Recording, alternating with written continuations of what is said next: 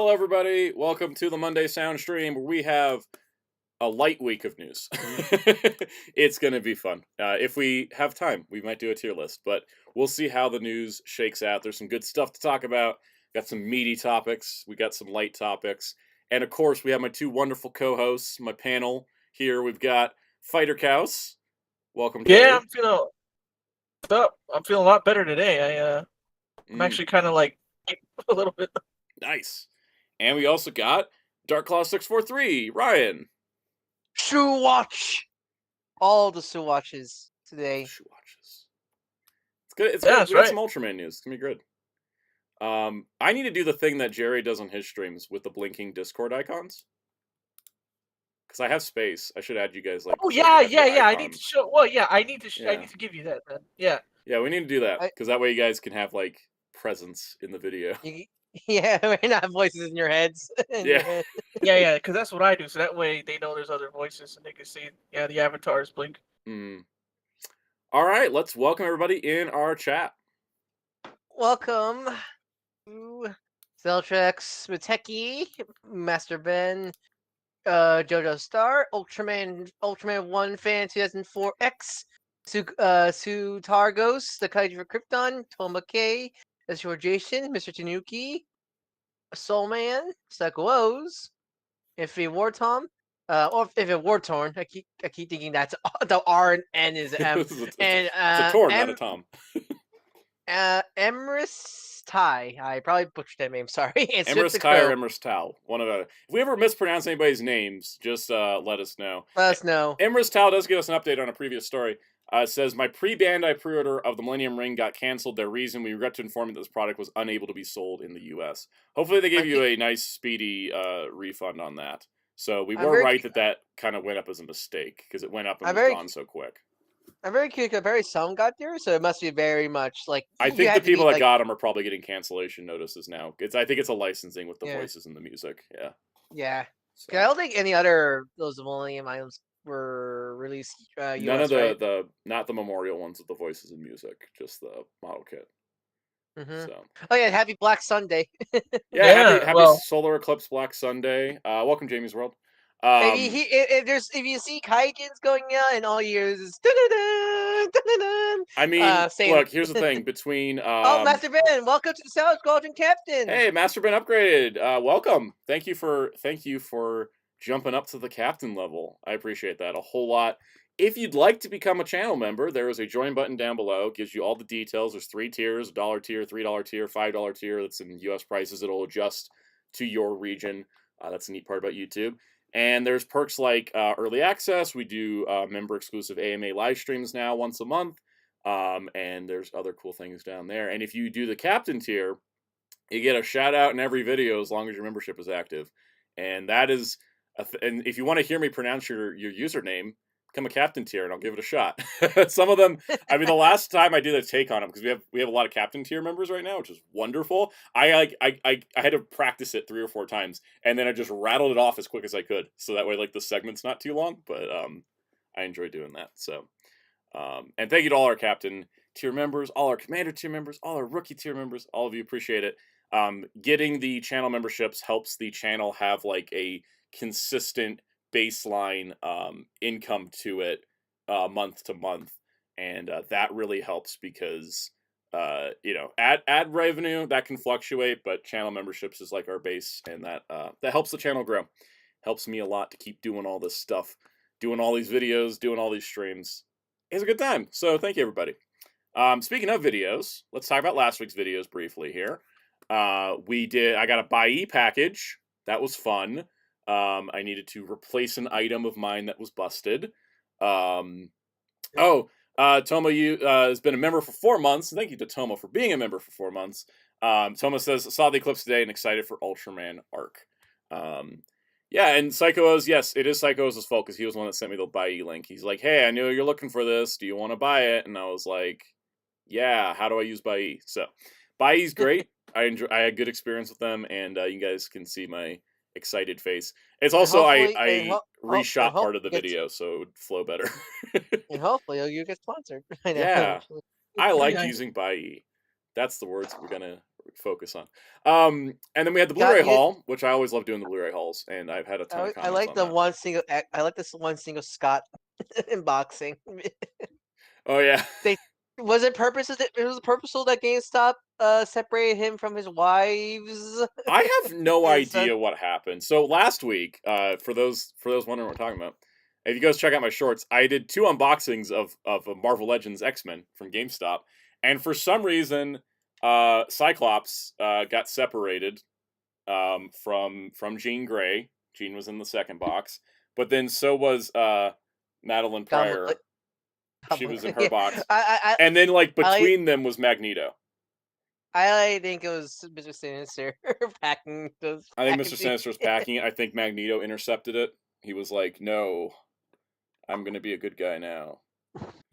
Love that for him. By the way, for all those wondering, what do you think of the new X-Men '97 episode, Soundout? I loved it, and I don't think I'm gonna be saying like any bad things about the show for a while. Come, X-Chicken. Welcome to Die. Yes. Oh no, that episode was like making me want a Shredder's Revenge style beat 'em up X-Men game. Really, I mean, really props to it looks like they got actual like pixel animators because Mhm. a lot of times these shows, yeah, when they have pick these pixelated segments, it's usually animators that don't really know how to do it. Yeah, So it's like in Sonic Prime. Sonic Prime. Yeah, I can tell Which is that crazy. Mhm. I can tell that those animators did not know how to do spray animation. It's Yeah. not their fault. They just weren't hired for doing that. But it's so nice. It was really gorgeous pixel art. It's like I in that always say, the episode. X-Men bring out the best in people. Like creative people working on Marvel projects is like here, and then like when they're working on X-Men, it's just like through the roof. Like everybody's just pumped to do it. It was really cool to see a double. It was really cool to see a double like episode. Yeah. Really neat. Without spoilers, not like- they split the episode in half. Not in half. It was like 3/4 one story, 1/4 the next story, and so it was like 3/4 of it was this cool It was like a comic Jubilee book. like Mojo story, and then the last quarter of it was the first part of Life Death, which is going was to get like followed up it's on like in a later episode. It's like a comic book. You get the main Yeah. issue, and main story, and that backup story. Because like I recently reread Life Death because of everything going on with it. It wasn't Muteki says A plot B plot. It wasn't like A plot B plot because like that's a typical It TV wasn't like format they where you going back- swap yeah. between them. But it literally just did the entire Jubilee story and then it did the Storm part, the Storm story. Mhm. But I reread Life Death and there's like in that comic, it's a 2-issue comic. It's like a 2-issue storyline, and that's why it's like 2 episodes. Like the first part had a lot of like Rogue going off and fighting the Dire Wraiths, and I was like, the first time I read this, I didn't know what a Dire Wraith was, but now I've read Rom, so I'm like, wait, the X-Men go up against Rom's villains. Rom is yeah. a lot really important comic because it introduces a lot of stuff Mhm. that becomes mainstay in a lot of Marvel media.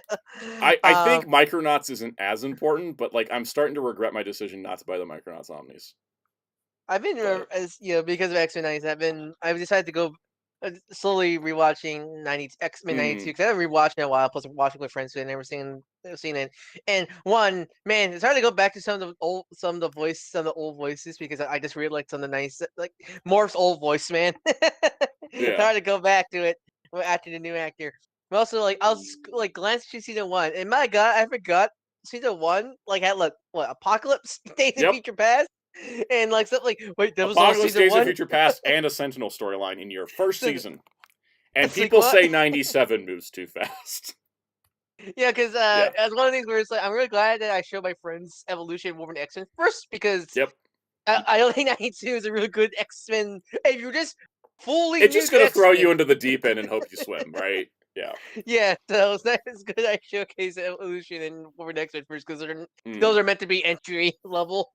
As this J4 Jason says, time for our X-Men 97 One Piece Who Shippuden roundup. All right, so I haven't read any One Piece in the last week, and the reason why is simple. I'm reading X-Men comics. I am in such an X-Men mood that when it's time to read comics, if it's not my weekly books, I'm reading X-Men. However, I probably should have done this before I put them away. I did read 2 young adult graphic novels last week that I went and picked up. It was Galaxy the Prettiest Star and Bad Dream, a Dreamer Story, which are both published by DC.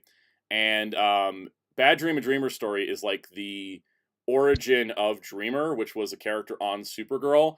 And Nicole Maines, who played Dreamer on Supergirl, wrote the comic because she's been writing Dreamer in DC Comics in main continuity, and so now it's kind of like in the young adult realm. She wrote like kind of the origins of the character and everything, which has been really fun. And it's like a little different than the way the backstory was played out in the Supergirl show, but it's like it's really cool and I really enjoyed it. But before that, I read Galaxy the Prettiest Star, which was a character that Jadzia Axelrod created. And I saw Galaxy in the Hawk Girl comic that Jadzia wrote. And I was like, I want to know more about Galaxy. And I was like, I should go pick up that graphic novel at some point. And I hadn't yet. But Galaxy shows up in the Dreamer one. So I was like, I need to read these two together. And I read those last Thursday. And it was great. Really good stuff. I feel bad because I was meaning to pick up the Hawk Girl non-DC series monthly, but money got tight and I had to drop the trade comes Sally. out in June, and Jadzia was saying on Twitter that DC's looking for the trade sales on Hawk Girl more than the single issues, as to determine its future. So I imagine the same with the We Are Legends stuff. Like, if you go buy Spirit World, please. Because apparently, because the thing that she was saying on Twitter was that DC for comics that have a female lead. Or LGBTQ lead, they will look at the trade sales more than the single issues because the single issue buying demographic is typically more straight male. So DC's kind of smart like that, where they're looking at like, oh, this demographic is going to read more in this format, and then this demographic is going to read more in this format. Whereas Marvel, if your physical weekly book sales aren't strong enough, you'll get canceled after 5 issues. Yep. Which is dumb. I think DC's doing it smarter to determine things. So I haven't read any One Piece in the last week. Naruto Shippuden, I am watching this arc. It's like the right before the 300th episode, and it's called Power. And I yeah, I know that arc. I like parts of it, but I also just don't care, and I want to get back to the Ninja War. It's really well animated. It's like it's the movie team, right? Thing. Yeah, the movie team did an arc, and I like parts of the story. I just wish it was at a different point in the show because I want to get back to the Great Ninja War. Exactly. Have you got the Mecha Naruto yet? Nope. I remember what happened. I haven't gotten to Mecha Naruto. And then for Doctor Who, I'm halfway through the first season for Peter Capaldi, and I just started liking Peter Capaldi's Doctor about an episode ago. So the heist episode was so much fun. I love heist episodes. Oh yeah, that was great. Jojo Star asked, major thoughts on the Invincible Season 2 finale. I'll just say, in general, Invincible Season 2 was good, but that hiatus gap in the middle was the stupidest thing I've seen since Power Rangers aired on Nickelodeon. Like, how do you have an 8-episode season and then put a 4-month gap in between episodes? Dumb. Did I ever tell you what happened in the comics? Did you read it? Well, because I've read all of Invincible. Did you ever read it? Yeah. Okay. I've read the entire comic. What's be vague because there might be people who have not still seen it. Yeah, I'm not going to talk spoilers, but I thought Season 2 was good. I think they did Amber and Mark much better than they did in the comic. They really made that relationship better, and that storylines worked better. And I asked, right? No. Yeah. You read it? It's because apparently, I don't remember this, but apparently I was the one who introduced a lot of our group to the boys. Oh, yeah? And yet I have no recollection of that. I was the one who read it all and told them about it. And I was like, you're lying. Until a couple of other friends like, no, Jerry, you're the one who told us about the boys. And I'm like, what? Yeah, that's why I had to ask about Invincible. Yeah. I was no, Invincible, I got a free comic preview at my comic shop, and I was like, wow, this is great. And then I just started reading it I think I was reading it on Comixology, and I was like, I'm just going to buy these compendiums. And they, see, can I remember my directions correctly? I remember right there. Like, there's my Invincible compendiums. I'm not going to hate. Yeah. I don't hate Walking Dead, but I just like... I don't like zombie stuff. Yeah. Everybody. Master Ben says I will do that X-Men reading order. I'm gonna do the top 10 X-Men stories. I'm not gonna do a whole reading order. Just what about Lore Rap? What about Lore Rap there? What about Lore? Oh, from Darkstalkers? Yeah. What about him? I like him, but he's a ghoul. He's not a zombie. He also can slam dunk people. He can. Yep. Tyler Ripley says the Suicide Squad anime coming out and DC taking interest in doing more anime after that. What DC character should get an anime? Blue Beetle. I mean, also I feel bad because I remember the director for the Suicide Squad anime said he wants to do Flash. He said he wanted to do Flash, and that's why he made Flash like a character in this too. Wait, is Flash in the Suicide Squad? Flash is in the Suicide Squad anime. 'Cause I know you said you wanted to do Flash, but then the Yeah. higher up's like, no, it must be Suicide Squad. I'm like, I feel bad. Flash is 'Cause- good. Blue Beetle is so Toku anime Exactly. coded. Blue Beetle's just green for real. And I want an unconventional pick. I'm looking at my shelf. Looking at my shelf. I mean, a Constantine anime could be cool. That could If be we just- cool. You know what we need? We need like a disgusting Lobo anime. Just the No, most that's adult. vicious I looking mean- show. I mean, wouldn't that just be an Adult Swim, like something like Male Ocalypse or something like that? Yeah, I mean, for like- Lobo? Imagine like the Lobo web series from the early 2000s, but animated by Madhouse. Yeah. Just the most disgusting show ever. It'd be perfect. Let's see. Speaking of Invincible, you guys enjoying them Agent Spider? Those Agent Spiders? Oh god, the Agent Spider. So like for context, for people that don't sit terminally online like me, Invincible had a canon crossover with Spider-Man, and Yep. it's not something they reprint because they can't put it in the Invincible books because it's a Marvel Team Up issue 13. Yeah. So they had to put it. They didn't have to put it in, but they wanted to put it into the Invincible show. But they can't even get the rights to Science Dog, which Kirkman co-created. So there's no way they're getting Spider-Man. But Wow. they made up a new character called Agent Spider, and then everybody gravitated towards him, and they got Josh Keaton to voice him too. So it was just like, oh my god, the second time Josh Keaton has voiced a legally distinct Spider-Man, because Black Spider and Young Justice was the first time. But it was I love great, those and two everybody embraced I love it, those and two somebody modded nipples. him in the Spider-Man game, and That's great. it's just, I love. That's what I love about fandom spaces, is when everybody just gets on the board with the same idea. There are people tweeting like, "Oh, what do you think of Ultimate Agent Spider?"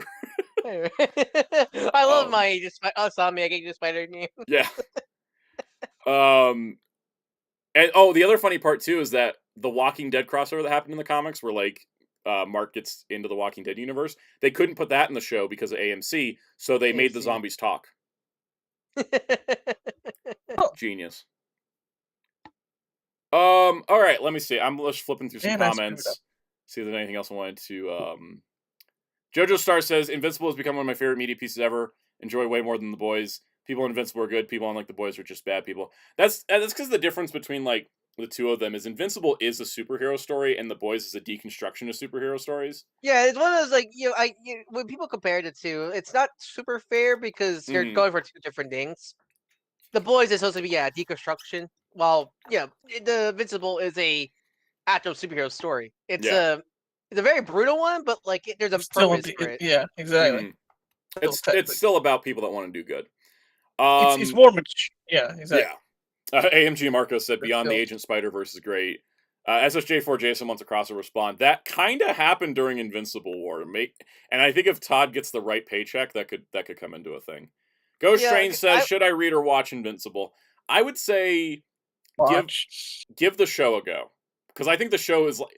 Not that the comic's bad. Not that the comic's bad, 'cause the comic is great. Well, There's stuff in there. It really reminds me. The show's like a second draft. Because it's the same creative team.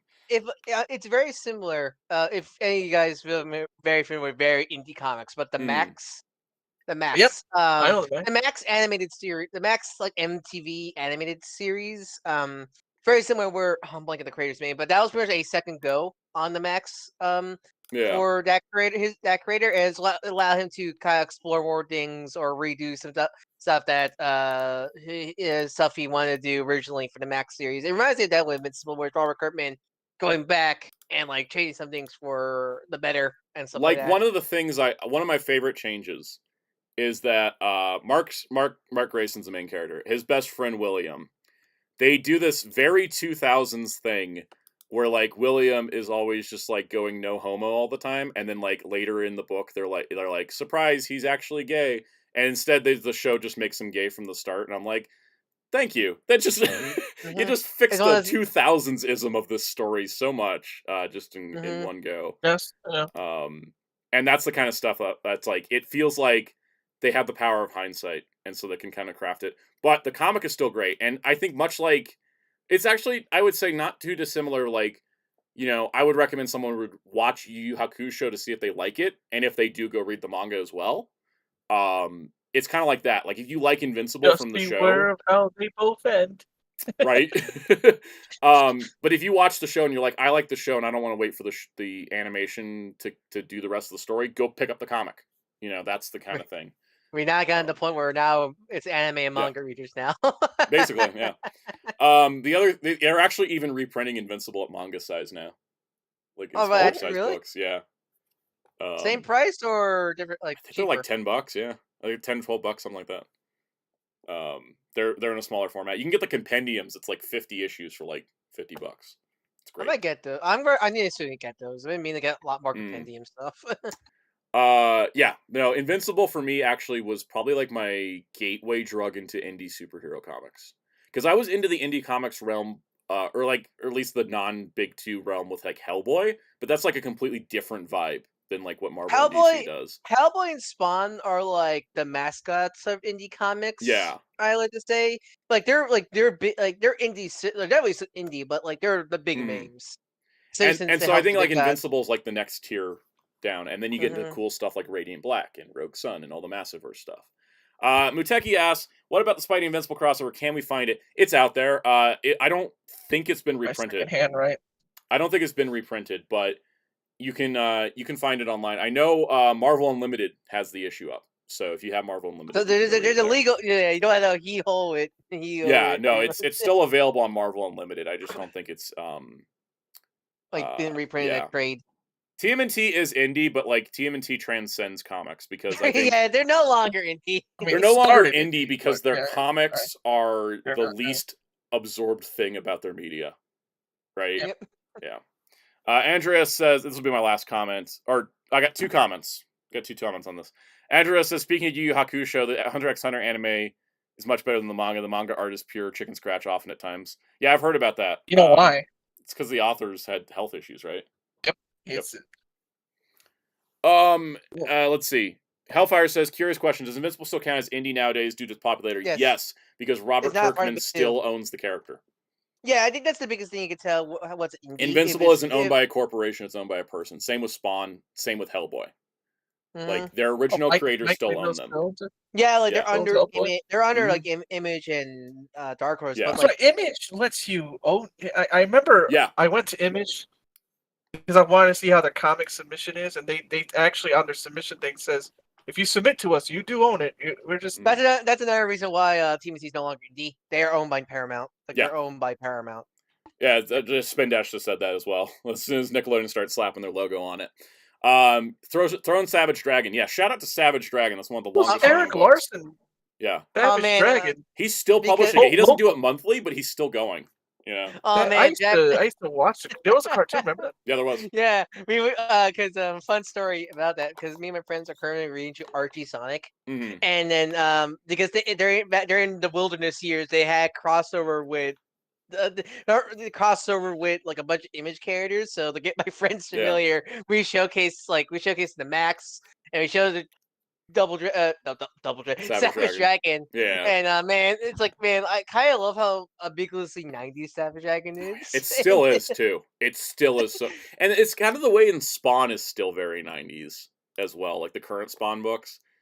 Like Spawn is like 90s in terms of definitely that kind of edge, The but like I feel like the aesthetic is 90s, yeah, but the writing is like, and this is the thing is like people like are like, oh, Spawn's just like, look at the art, look at the easily made toy design stuff, but I'm like, yeah, but like look at the storytelling. I am wrapped up and I am gripped by Gunslinger Spawn every month. I know. Like, I think Spawn. A lot of people see Spawn and see cool edge dudes, but like yeah. I think there is like I blame the show. pathos. The animated shows.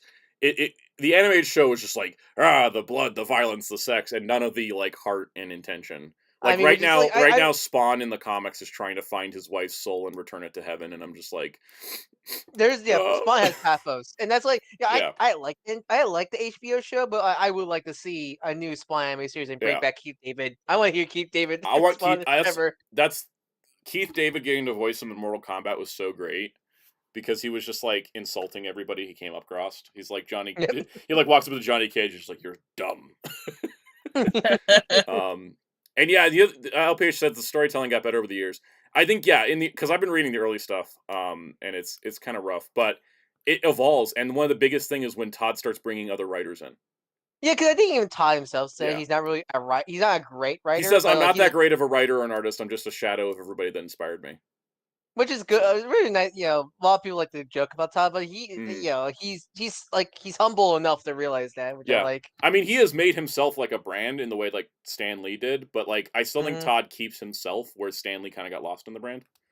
Um, to be yeah, fair, that probably wasn't fully out of his control. right. To be fair, knowing some of the history. Yeah, but I'm glad that Spawn has stayed with Todd because I think that, and I think Todd's doing some cool stuff. Especially this year is like they're going to be doing. They're doing a bunch more comics. They're doing a bunch of miniseries and stuff. There's a future set Spawn comic coming out, and it's the first time a woman has written Spawn, Oh, that's great. and I was and trying it's to. like it's so funny because like you look at Todd sometimes. You look at Todd McFarlane, and don't mean to tangent because I know we're like already half hour into the show and starting the news, but it's fine. We got time. People like look at Todd as like, oh, you look at his like toy lines, right? Like the DC multiverse. It's like, oh, there's like no women here, and it's all men, and it's all Batman, and he's so old time, and he's so old school. But like, then you read like the current stuff he's written, and it's like, he satirizes like the people who are in hate groups that just hate people for being different. He introduces female characters. He's getting more variety of talent, especially now that like there's a woman writing this Spawn Rat City comic I'm looking forward to. It's like a future set thing and all that. And so it's like while he is not perfect because he is very much his career was built in the 80s and the 90s, so Mm, he's still kind of in that mentality in a lot of ways. And while I still wish he would do more female characters in the DC multiverse line and stuff, I don't think him as a person is doing it so much as like oh, I hate women. It's like because he to be puts fair, women prominent in his Spawn story. Like She Spawn is still like the lead of the Scorched comic, and that's a monthly book. And and I to think be it's just fair, I think also, he's looking at the market and he's like, what is actually going to sell? You and to know? be fair, also, Todd, the toy lines have been getting better with that. There's Yeah. been a lot more female characters in multiverse, for example. Like There's people been a were lot talking more. about like how Starfire was the only woman in the multiverse line announced at WonderCon, but you look at Hasbro and the only new figure announcement was a woman with She-Hulk. So it's the same Yeah, thing. It's yeah. It's just one it's of those. just the nature of it. Yeah, it's one of those. Yeah, All right, and last comment before we start the news, because JoJo Star says, "Do you think that Invincible have a live action?" Think yeah, but when the current show's on season 5 or 6, I think they're planning it, but I think they should just stick to animation because of the way that Invincible works. I think animation would yeah. be great.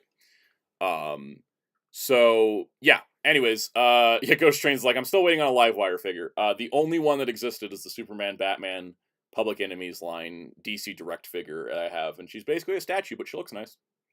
There wasn't even one for the animated series line. Nope. Wait. No. Yes. There was a Livewire in the animated series line, but it was in a 5-pack with Harley Quinn, Poison Ivy, Yeah, Batgirl, and it was Supergirl. based off the episode because it was Yeah, based off the Girls' Night Out episode. exactly. James Rhodes says, "What's better, live action Spawn or animation?" I kind of like the live action. I kind of like the Spawn, live action more.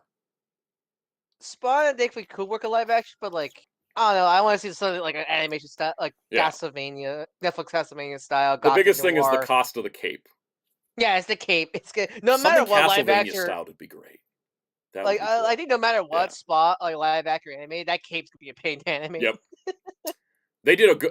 Honestly, looking back at the '97 movie, they did a good job at the time. Like that CG cape was crazy, but I think they did a good job for the era it was in. I just wish everything about that movie was better. All right, it's news time. I got to move us on before I start talking more about Spawn stuff because I've come to And really comics. enjoy it. I love comics, and I've come to really enjoy Spawn. Oh, my favorite part about Spawn comics. Do you know what my favorite part is, guys? What? Do you know why I still buy the 4 ongoings every month? What? They're $2.99 an issue. Yeah. Oh like wow! Yeah, still are, Yeah, and they still have cardstock covers. They're cardstock covers, and they're $2.99, and it's the greatest thing. I spend I $12 had on to Spawn a month. I sadly had to drop my spawns because of just my current current budget situation. But like it was still great to get cheap comics. Mm-hmm. And I was gonna buy all the new miniseries coming up, but then there's just like too many, and I'm just like, nah, I don't care about Sam and Twitch that much. I'm just gonna pick and choose. All right, let's get into the news. Let's start with our Blu-ray news. You guys remember Digimon 02 at the beginning from last week? Yes. Yep. Yep. It was Cool. number one. It was like what, number one? It was in, number one in anime and number 2 overall on Amazon. Like, Wow. that's great. That shows the to hear. demand of Digimon. Holy cow. That that sales figure is going to keep us getting Digimon Blu-rays. So, Mm-hmm. all right. The cool thing is we got some details now. Both the Shout store has a version with a poster. I don't know if it's still available. Let's go check. Let's go find out if the poster's still available. You can still get it with the poster if you order it from Shout. I did that because I wanted the poster. And if you're like, wow, you wanted the Digimon poster more than the Geats poster? Yeah, I love Digimon more. Yeah. No disrespect to Kamen Rider. I just love Digimon more. So we'll have a slipcover. Let's see, press release. It will have English dub plus Japanese audio with subtitles as expected. The only extra listed so far is the intro by director Tomohisa Taguchi, which was probably the same one from the Fathom event screening, which is great. And you will get a Digimon Liberator promo pack with one of 6 random cards. And that's how they get you. That's like the ye olde days. Yep. You want to get the exclusive card, buy the Blu-ray. And it's one of 6, so good luck. That's how they got people to buy all the CSAs. They put exclusive cards in them. Hellfire, we did talk about this last week. We just had details this week that we didn't last week. The other thing is that I'll probably, when I go to review this Blu-ray, I'll do a live unboxing of my card. I'll do an unpacking on the video itself, so you guys can be like, "What card did he get?" I'm excited. I love that movie. All right. After talking about my Blu-ray haul that I didn't know what episodes were on Volume 3 of Naruto Shippuden, several people sent me the link and were like, "Hey, it's on Crunchyroll store. I must have missed it, or they put it up after I recorded or something."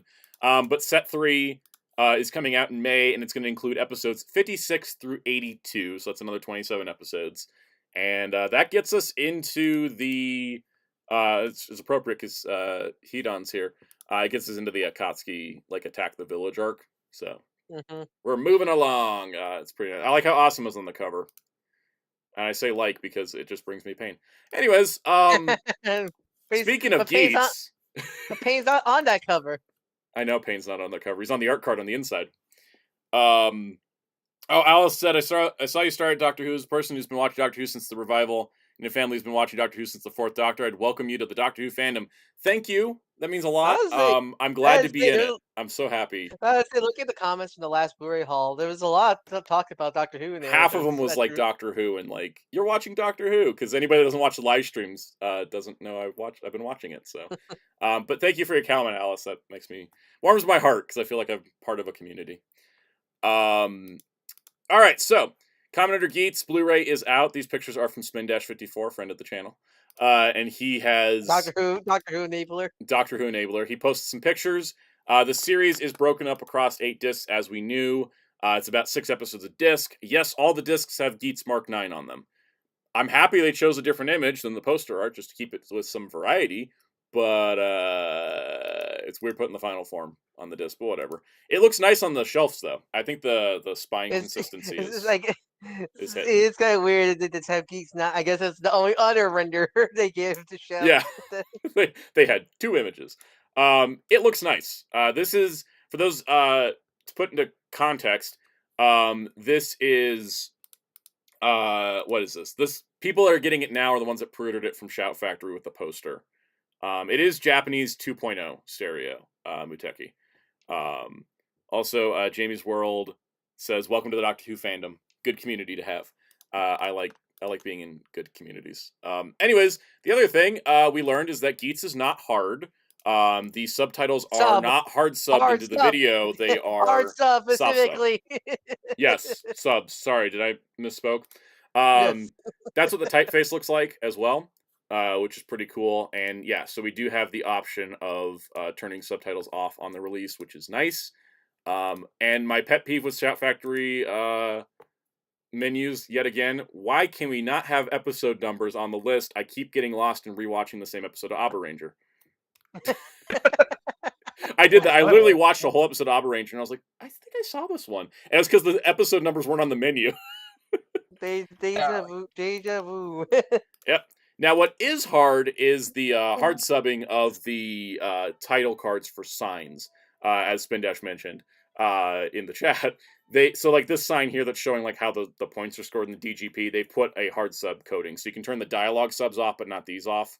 which just makes sense because they have to be placed. I like how they're font styled correctly to like match up with it. Same with here on the phone thing where it shows like the names. I like that they kept that up from 01 with the styled And subs. that's only on the Blu-ray. 'Cause I think the Yeah. Toku Shout streaming version has those, right? Right. I don't know for sure because I've never checked, but I think it's just on the Blu-ray. So Finish, help. does anybody know? Let us know in the comments or the chat. Speaking of chats, okay. Why they call note Yeah. Miteki? Those are those are like taken from TV. They're just literally so taken off a that's TV. The picture quality's fine. If the picture quality, if it looks like how it does on Tokusatsu, it's like a solid release, and I think it is. I was never questioning that. I personally, I don't know when I'm buying it yet, guys. I will buy it and review it, but People send super chats to Sound. it's not even that. It's like it comes out the same day as 4 Disney Plus Blu-rays. So if I want to get it from Amazon, it's like same day as Disney Plus. Anyways. So you go for the mouse or Spin the Dash fox? says the signs are hard subbed in streams too. Good.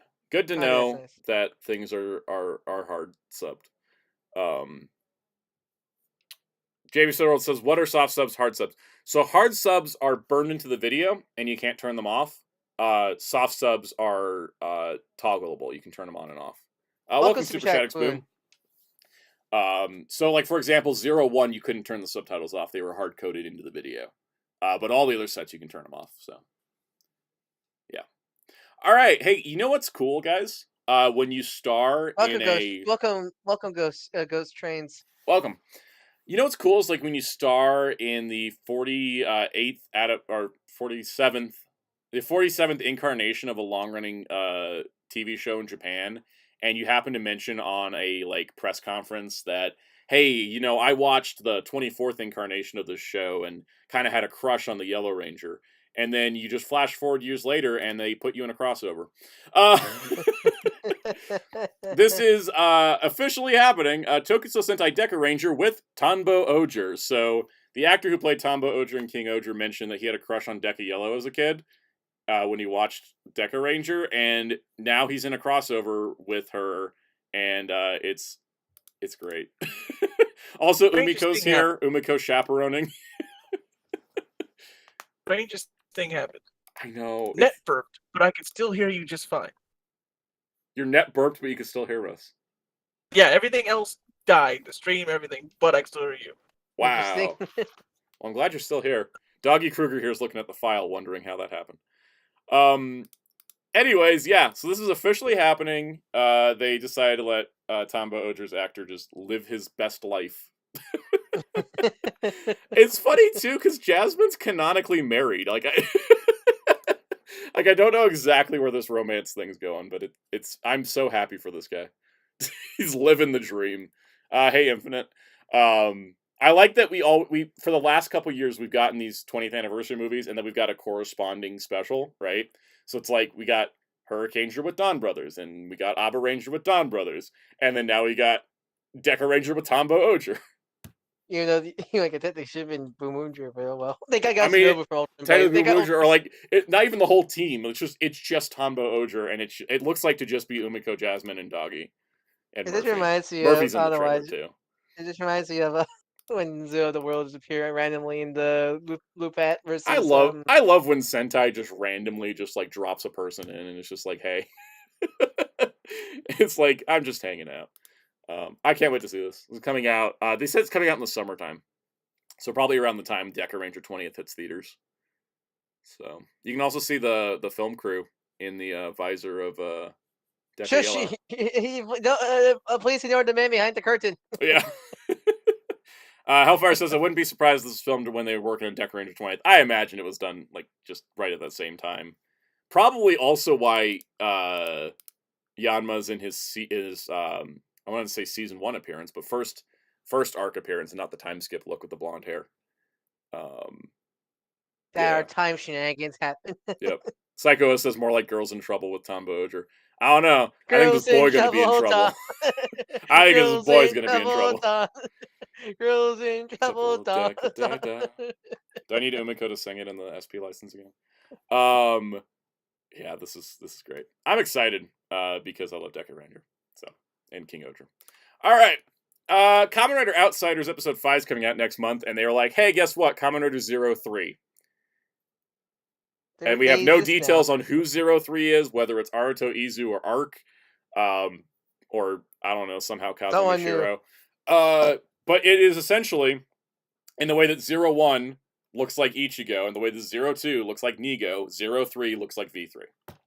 For some reason, all the music you can hear now playing through the whole switch is "Who's that guy?" Right. JoJo Star says I hate it, but I also like it. I'm kind of in the same boat. I mean, I love 01 and aesthetically more than anything, and I love Kamen Rider V3. So just smashing them together just makes me happy. But I also look at it and I'm like, please don't actually make that toy. I can't buy any more progress keys. I think my only problem with the 03 design, it feels a little extra greebly compared to 01 and 2. The reason why is because they're reusing the Kamen Rider Eden suit parts. Yeah, I guess. Yeah. That's why. It does look like. The other thing too is the straight up just slash riser. Like no, no repaint, no recolor. It's just he gets a slash rider. But I mean, if Outsiders a yearly series or a monthly, or wherever they sneeze, it's a new episode. It's been 2 years and we've gotten 5 episodes. So yeah, more like when they sneeze, there's a new episode. So it's so weird because I keep thinking Outsiders is like the Ultra Galaxy fight for Rider, but not really. But at the same time, also is, but kind of not. It's like I forget. I haven't seen any Outsiders. Is it connected to the whole Foundation X stuff? Is it trying supposedly? To I haven't seen any Outsiders either. I have not waded into this chaotic pool yet, but I have to eventually. I usually like when we had these Smash action figures together series, but like this is the so Ultra weird. Galaxy fight of Kamen Rider.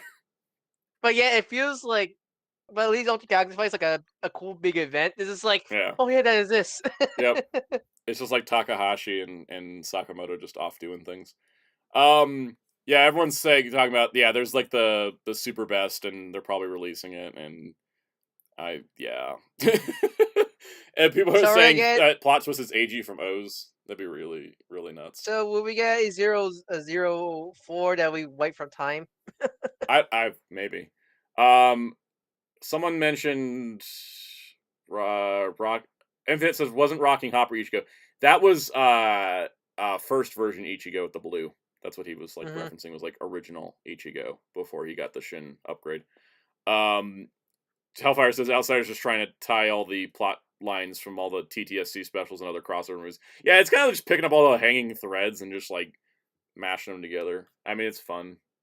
I need to watch it at some point. I was like, my thought process is I need to watch Fai's Blade and Kabuto. Yeah, because at least I need to watch Fai's Blade, Kabuto, and Ghost. So I had just seen everything and then watch it. Yeah, because at least with the Ultra Galaxy fights, they're kind of meant like newcomer friendly, sort of. So like you kind of watch it. These are only for the hardcores. Yeah, you had to watch everything. Yeah, because they follow up everything. All right, Shaman King Flowers, which just finished airing this past Tuesday in Japan, finally is coming out in other parts of the world and finally getting an English release. And it is going to be on Netflix April 21st. There is no marketing, there is no trailer, there is no poster. The only reason people knew this is because they happened to just go on to Netflix and look to see what was recently added in the pages. Thanks, Netflix. I mean, with Shaman King 2021, they didn't drop it weekly. They dropped it in 13-episode batches, but they told us ahead of time it was coming. Here, they just didn't care. And, yeah. Because it's so weird, because I'm pretty sure it's going to be dubbed. Like, that's probably why they waited to it's over so they can dub it. But like, still, I think my problem is not that they, I think my problem is that they took so long to release it. Like, it makes sense just to drop it as one, because it's only a 13-episode show. My problem is that my problem I really have with it is the fact that, like, unlike Shaman King, they didn't even tell us we were getting it. Like, at least they didn't at least say, "Oh, it's coming. We'll just it'll be coming later" or something. Like, they could have put a date out, but they're just like, "Nope, silence." And so there's like no, there's just no word on it, and I'm like, why do you spend the money to dub a show or release a show and then just never say anything that you're actually releasing it? Like, this goes for any company. Why do you just say nothing about the show you put money into? It's so weird with Netflix, because unlike other scenarios, Netflix funds their anime dub, like anime localization dub. So like, my problem with Netflix is they're so random because Yeah. sometimes they'll do have we announce it, release it all one batch or weekly or same day like Delicious in Dungeon or Silence like a lot of other Or how animes. like One Piece jumps from episode 589 to 1089. They don't have I mean, like that was a they're missing that was a 500 deal. episodes and now they're airing Well, it that weekly. was a deal they made. Yeah. I think with Toei. Yeah. That's a Toei deal. I don't count that, but still, But it's still it's like a lot of things like Netflix is just very strange for being such a leader in streaming, you know. yeah, and which is Hey, it's a Cameron shame. Jojo. I did. Which is Mhm. such a frustrating thing. 'Cause I think honestly, out of all they're probably the best at handling their animes because they're not crunchy and they're not crunchy and Mhm. they have their does be have their does be actually be unionized. The thing is, the problem I do have is that there was at least 2 fan subgroups that did Shaman King Flowers, and I'm like, I don't want to say they wasted their time, but Because it's good to have that for people who just can't wait. yeah, It's it's good, good to but have them for people that can't wait. But also, like, there's like one dude that's just like struggling through it, and he's like doing the last episode. And now there's an official release, and it's like, well, now nobody's gonna even watch the fan subs, well, also like they Yeah. had to go. Well, I have to stop, bro. So I'm gonna get in legal trouble. right? Scenario. And it's like just about finished the show, and now it's getting. And I'm like, you could have just announced that it was coming, you know. Like, it's coming spring 2024, and that's all they had to say, you know? But they were like, nope, Right. silence. And I was just tracking it around the world where it was getting picked up in Brazil and France and, like, all this other stuff. Falcons You Tech love your says, shovel. breaking news, Madam Web home media release on April 30th. Okay. Oh, that was fast. So, there was a Gundam 45th correct. anniversary stream. Sorry, Jared, did you want to say something about Shaman King / Netflix? No. Oh, okay, cool. There was a Gundam 45th anniversary live stream that Oh, was they're going announced on. to be news, and it was a whole lot of nothing, if I'm being honest. Thanks to Gundam Pixel here for screen cap and stuff. Here is the official illustration of the Gundam 45th anniversary. It's RX. Yep. You remember for the 40th when they released like 5 new shorts of like, here's a reimagined Gundam, here's a Hello Kitty crossover, here's a... I'll never forget that. I'll never forget the Hello Kitty menace. God, the Hello Kitty crossover. There was all kinds of stuff going on for Gundam's 40th. And wait. What you mean it's been now 10 years since that? Then can you believe it's been Right. 15 years since Gundam Perfect Mission came out? What's that? The short that had all of the Gundams like sending the core fighter into space. Oh, I think I do. It's must be. I don't think That I was done for remember the that one 30th. Kyle says they're saving everything big for the 50th.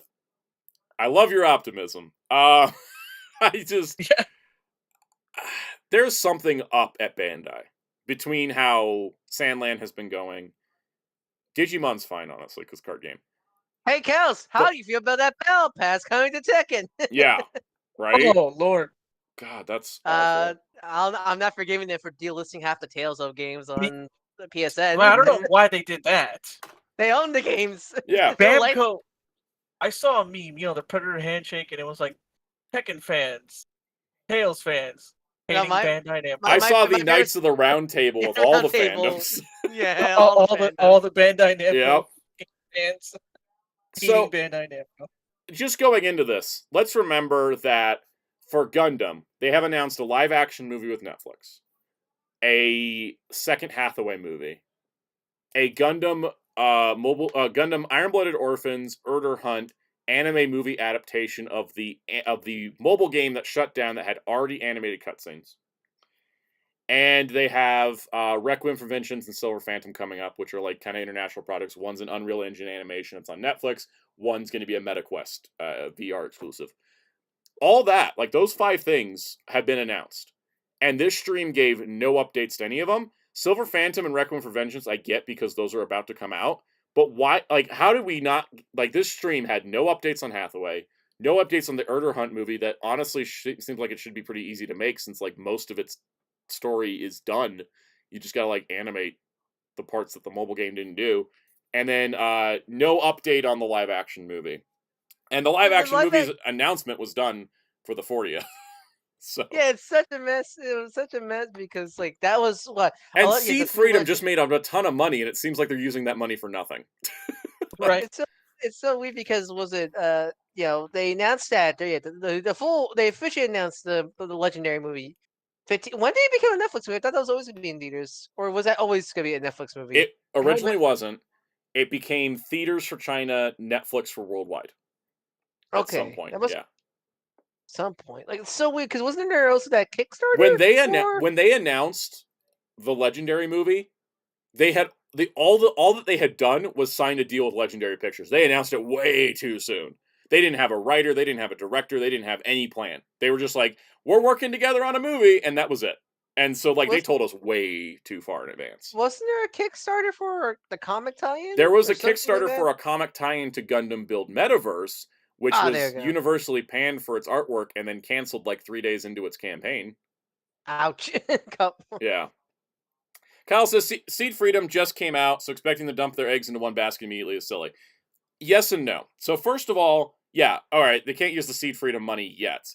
But coming out of Seed Freedom, they reignited the passion of a bunch of fan base. And this stream is the first media event since Seed Freedom. So, if people are now back into Gundam that may not have come back in, and you have the fans of Witch from Mercury, which is a lot of new fans came in with that, and you have a bigger fandom than Gundam has ever had. Gundam, it's so weird because Gundam feels like it's bigger than it has been for a while, but it feels like it's not taking advantage of it. Right, and so for this stream, let's go through the reveals. Here's the poster art for the 45th anniversary. I like the Gundam 40th when they did the posters that were like 2 shows meeting each other, and there was a set of 4 posters. It was like Metal Setsuno was meeting Mikazuki and stuff.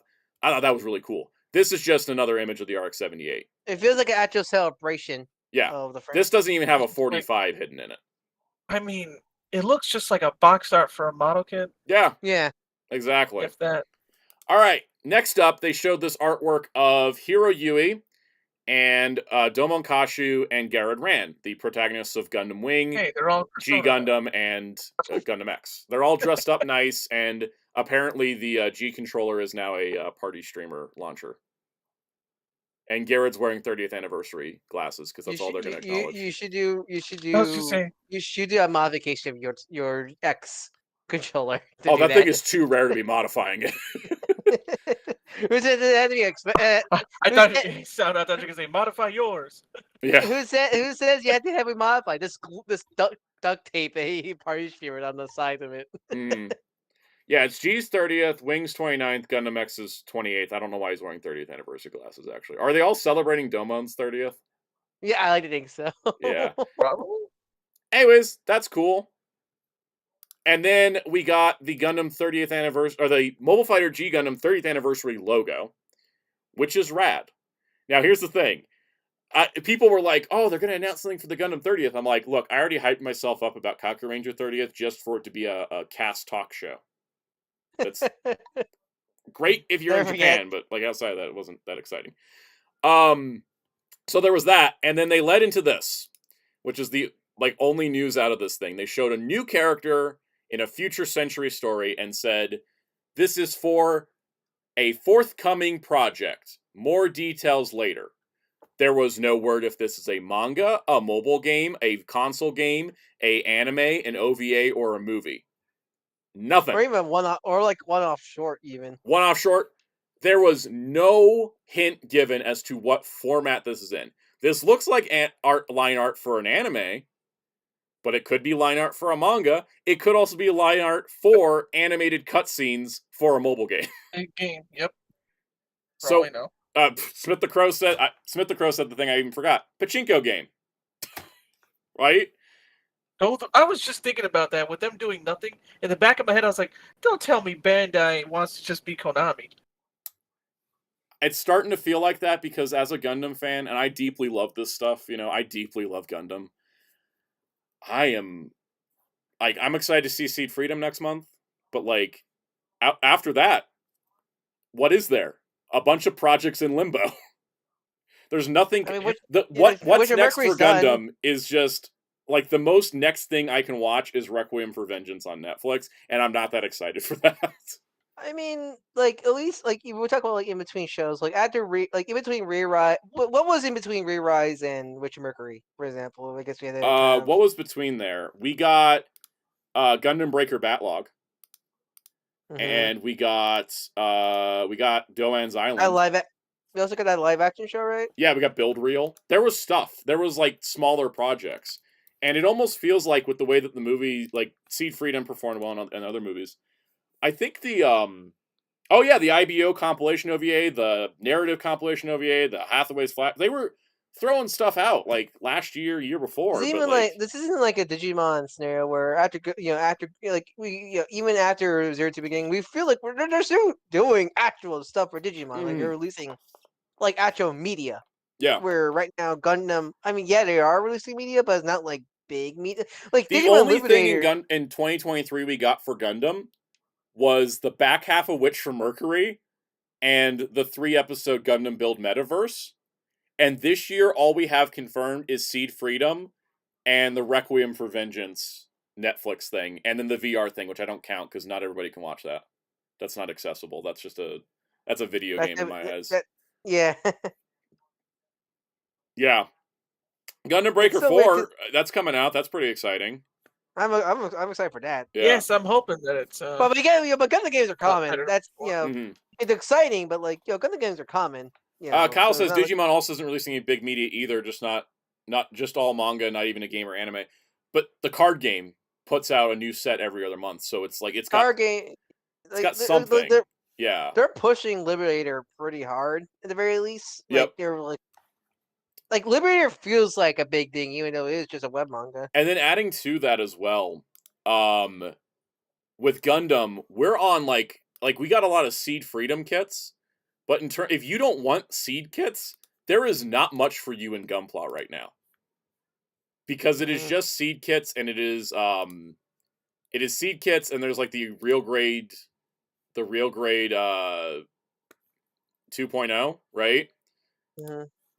But there is, I mean, the master grade narrative, but it's like if you don't like UC or Seed, what is there for you in Gunpla right now? Hey, look me. Yeah. So and Paul Track's very good point. Gundam is way bigger in Japan than Digimon. Yeah, Digimon is not like that huge of a franchise, even though it is a big Bandai franchise. It still makes some money. It's not one of their biggest franchises, and so it's understandable for Digimon to go with some gaps. But with Gundam, right now, it feels like they have a bigger audience than ever, and then less media than ever.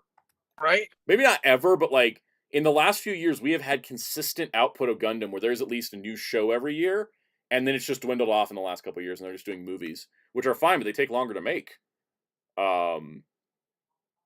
Yeah. Infinite says, I wouldn't put it past Bandai to sell you a whole Gundam cockpit as an accessory to play Gundam Breaker 4, and it'll be sold on P Bandai. Yeah, honestly, at this point. But it's just... You know what it reminds me of? This Gundam prize bell? And Yeah. he's having movies and games? Dragon Ball. Yeah. At least it has the manga, I guess, but that's also on hiatus now. Yeah. Like Dragon Like, Ball, people even have been waiting- before Toriyama's death, we've been kind of in a downswing on Dragon Ball, too. Yep. And the thing is, sales-wise, Don't get Gundam is like So much topping all of clamoring these. for Gundam. Yeah. Exactly. I don't get it. Falcons Tech says Gundam gets lifestyle status in Japan. They're worldwide tourist attractions. Can't say about many other properties. Exactly. And yet they're treating it like it's... And the Gundam factory Yokohama closed last week. It's done. The life-size moving Gundam is no longer publicly viewable. There has been rumors about it moving, and I thought maybe at the stream they would have announced its new location, but I guess that's not happening either. So, yeah, Oakley Gleason says a Gundam movie at Legendary is still happening. Yeah, I mentioned that. It's just that's so far down the line. You know, half the way's far down the line. The only thing we're sitting at is the Erder Hunt movie. And I'm like, what is taking that so long? Oh. Well, Dark Claw dropped. Dark Claw dropped. Oh no. Yeah. Look what Bandai did to us. Yeah, and Spinner says, to be fair, they're always moving, rebuilding, or changing what one-to-one Gundams they have on display. Yeah, I definitely think I think also was unfortunate with the Yokohama Gundam is the fact that it opened during COVID, and a lot of people from outside Japan couldn't go. And they were able to extend it, but like, you know, some people are just now getting money together to be able to go, and they can't, and they're going to miss it, which is kind of a shame. But yeah, I mean, they didn't. It was funny because they even said they were going to do a Gundam movie every year for the next few years, but then they kind of the Seed movie slipped. So yeah, I don't know. As a Gundam fan, I'm like wondering what's going on. Infinite says that Bandai was smart. They make an anime of the Gundam Wing sequel manga. That could be something, you know. Like there's a lot of stuff that they could be doing. I do think they're like missing out. Like I thought Witch from Mercury. I don't know what was the reason why Witch from Mercury only had the 26 episodes, considering how popular it seems to be and how well the kit sold. Like the fact that Ryan's internet's down. Yeah, Mine's was down earlier. Now his is like down. Gotta love Eclipse days, right? Right? I'm wondering. That's actually Spin Dash says, what will happen first, live action Gundam or live action Robotech? Gundam, because it doesn't have legal things. Smith the Crow says, G-Witch really needed more episodes, don't you think? I do. I really think it needed more. A lot of people said that. And with how popular it was, and with how much the model kits sold, like, I'm surprised they didn't, you know? Did Gundam Ariel, like, do gangbusters? Yeah, like, the Gundam Ariel was selling out at places, and they started selling chips in its place, because they didn't have it. They started selling Ariel chips, which was fun. But yeah, so it's kind of weird to me, because I feel like, you know, Digimon also has, like, a much bigger fandom than it does before, but a lot of its card game. But, like, with Gundam especially, it feels like it blew up. And then it feels like Bandai has been doing... Because the thing is, like, I'm not expecting them to do, like, a ton of big things, but, like, little stuff. Little things to, like, you know, why didn't we get, like, an anniversary short with all, like, the shows represented in it or something? It seems like... Andrea's mentioned Bandai execs getting nervous with the gay relationship. That's probably why Witch from Mercury didn't get more episodes, was because China didn't like the show for having lesbians. And you know what? China can suck it. But the point is that, you know, Bandai needs to invest to keep this fandom alive, or else it's just going to die off as people get bored. That's just the truth of it, right? Not to mention, we haven't had a Gundam Blu-ray for anything new in a while. We finally got those Nozomi releases, but Crunchyroll kind of screwed all that up. And oh yeah, Ryan, that's a good point. For example, after the Sonic and Mario movies, a lot of stuff came out after them. Here's a good example.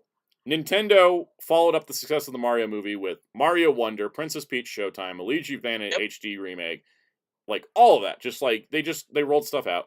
With Sonic, we didn't get anything right away, but the success of the movie, we got more game re-releases, we got more merchandise. Like they rolled out stuff to keep that fandom active, more comics and stuff.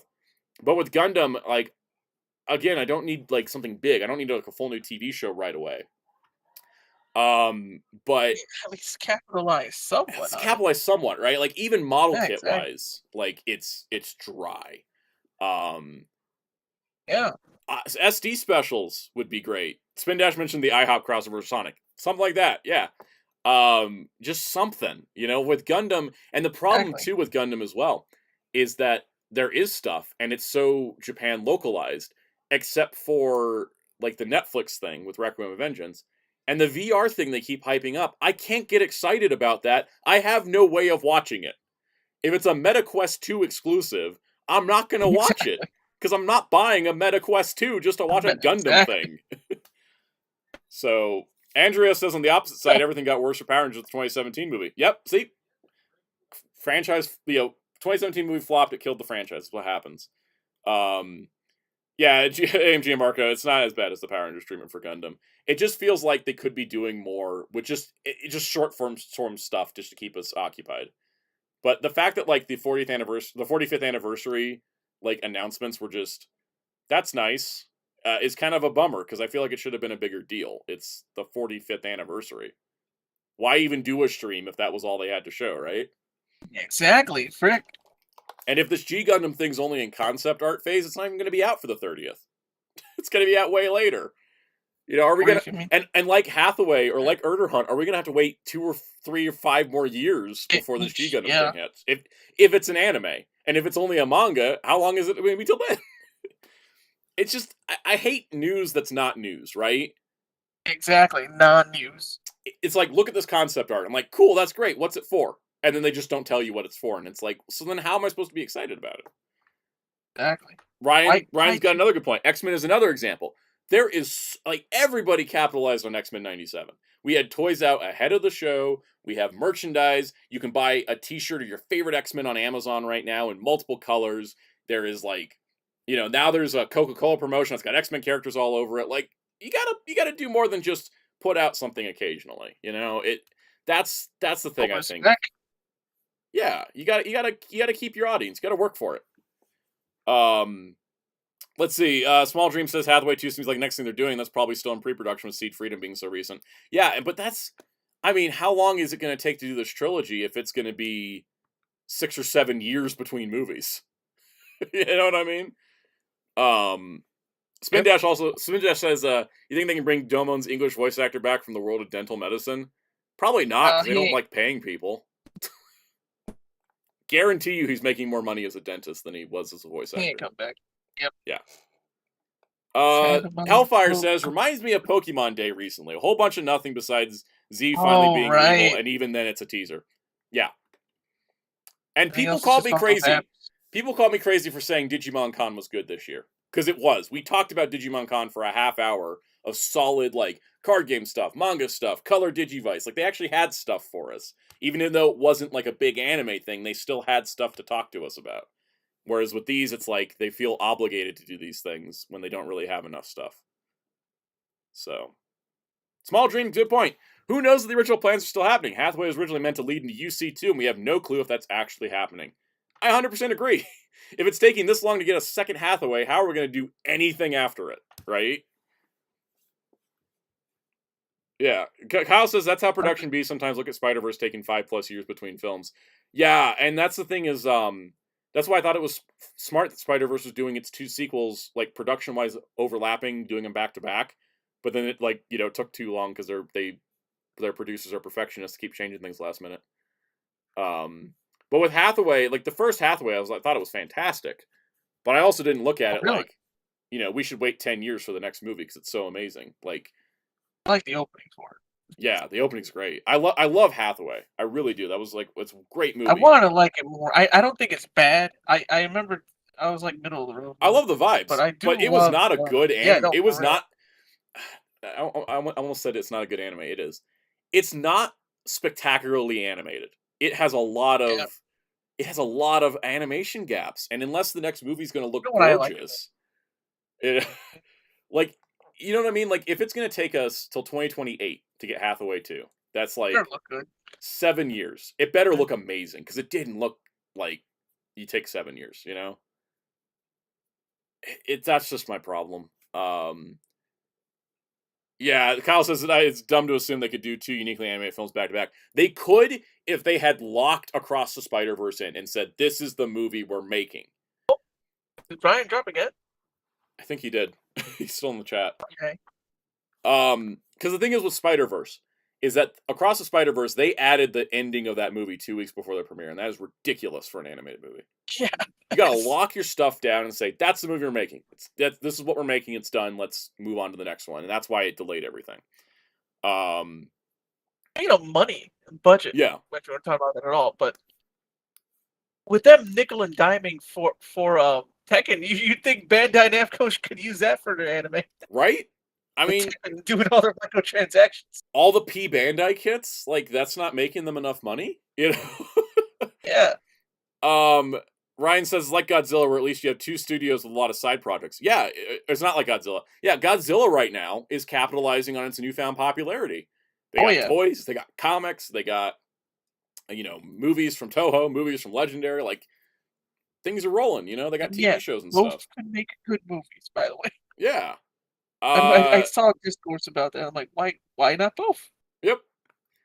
Exactly. AMG Marco says, what's going to come first, Beyond the Spider-Verse or Dune Messiah? Probably Beyond the Spider-Verse, because it's already in production, whereas Dune Messiah would have to start. Also, I think they're going to wait off on Dune Messiah because there is a 12-year time skip between Dune and Dune Messiah, and I think they want to kind of not just jump right immediately into it so the actors aren't, like, playing the same characters 12 years later but look like they're 2 weeks later. You know what I mean? But anyways. Let's see. SSJ48 says, not as bad as how MK, assuming Mortal Kombat, was treated during its 30th. Well, I got a logo and a video and nothing else. That's pretty much... That's kind of what Gundam has right now. We know there's stuff in the works, but that stream was just like, art, logo, and that ain't the first time concept they had a stream like that. Yeah. Yeah, no, it's happened before. It has happened before. Remember, I I don't remember know. us staying up. I last time. watched the Gundam 40th anniversary stream, and that didn't have much news either. But they like did a promo video that showed all the Gundam series in a row, right? Like they were just like highlighting every series, and then they did like here's your posters, and the posters represented every series, and then they were like, oh, and we're working on some other projects, and then they brought out a guy and ran a whole concert medley of Gundam themes, and like created a whole album for the 40th of Gundam, and for them to go from all of that to essentially nothing is why I'm disappointed by the 45th stuff. It's not like we dropped a little bit. It's like we went completely to dead zero. Like we were riding high with that 40th presentation. That 40th presentation was so good, they put it on a Blu-ray disc with the album. Ryan, good point, Ryan. Ryan says, gonna give Hasbro credit. They at least have stuff for Transformers 40th. They do. They actually, like, it doesn't even matter that a bunch of it leaked. There is stuff happening in Transformers. It is happening. It is great. Yeah. So, anyways, Kyle says, I don't know, it took 8 years to get -1 after Shin, but that's two completely different production teams. They're not sequels to each other. When you're doing a sequel, it cuts out a lot of the production process because you already got people established. Then you just hire those people and then you get started. Andrea says, Bandai was too busy with their metaverse. Could it be that the metaverse crashing and burning as much as it did and all their like CAD data leaking and all that just torpedoed everything? I didn't think about that. Yeah. You're right. Oh, yeah. Giant leak. Did that like financially wreck Gundam? And then they maybe made it back. Did they make it back up with Seed, but not enough to like be on good standing? Oh, I didn't think of because they spent millions developing that metaverse for it to just crash and burn. Which I mean, any normal person will look at it and go, "Yeah, that was a dumb idea," but executives don't think this thing. Yeah, exactly. Yeah, the metaverse thing they had the CAD data leaked of their model kits, so people started 3D printing stuff that didn't even exist yet. The metaverse was only in trial period, but it was so poorly received and so poorly done that they definitely lost money on that. Dang, that may have torpedoed everything. I think that's what it is. I'm gonna take that. I'm gonna say that's my best guess for why this presentation was underwhelming. Because that metaverse thing torpedoed it. They were hinging a lot on that metaverse. Are you good now? Yeah. Oh, guys, can you hear me? Yeah, we can hear you. Oh. Okay, so can I internet is still out, so I'm on the phone. You're a little echoey, but we can hear you. Yeah. Gosh. Yeah. Well, anyways, let's talk about a happier subject that has zero controversy around it. The Fantastic Four movie. Yay!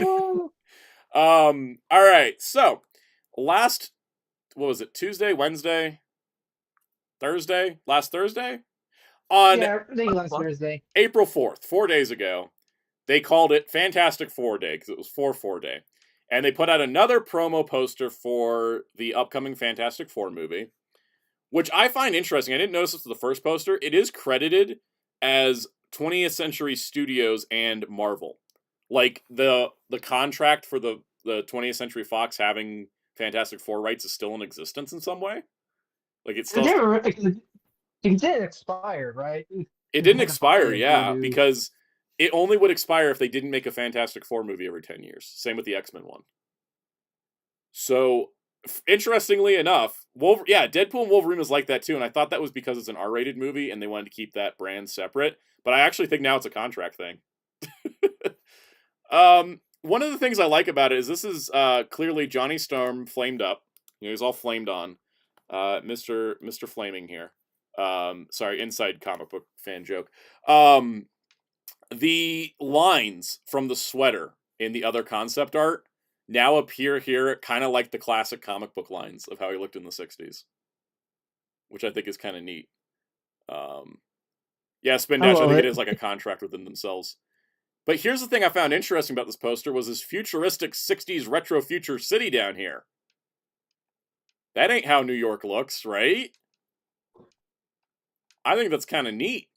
What does this tell us, though? What does this tell us about this movie? Is that how it's gonna look in the movie, or is that just for aesthetics for the posters kind of scenario? Yeah, like I'm not sure. Is this a poster aesthetic, or is this telling us this movie is in another universe?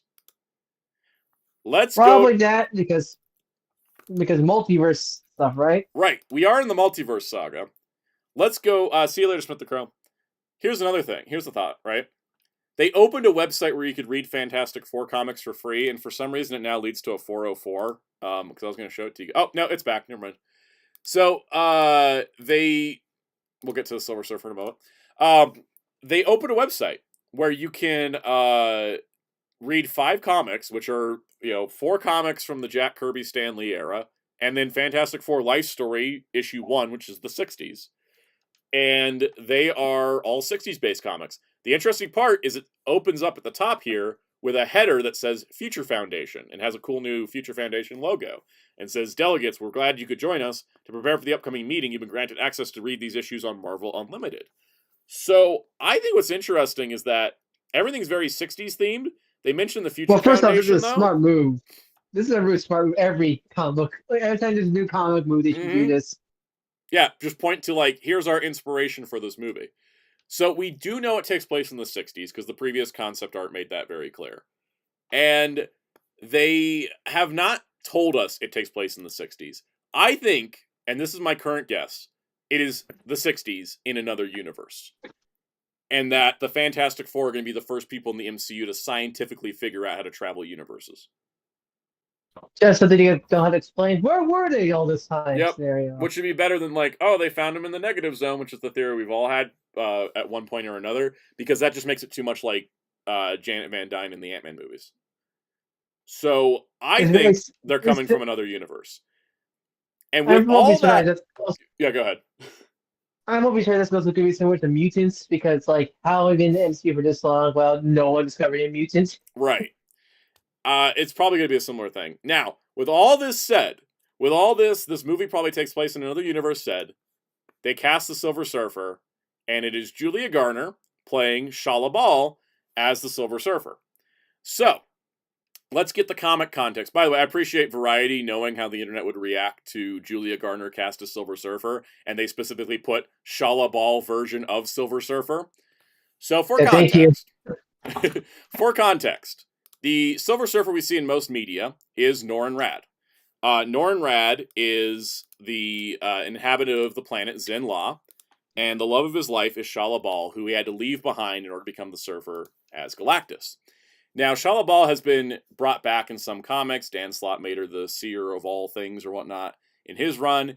But in the Marvel comic known as Earth X, on Earth X, after freeing himself from Galactus, Norrin Radd went and got Shala Ball, gave her the power cosmic, and she became the Silver Surfer alongside of him. So this is a thing from the comics. But it's not something that's fully explored in the comics. But key point here is that Shala Ball is an alternate universe Silver Surfer, but she coexists with Norrin Radd.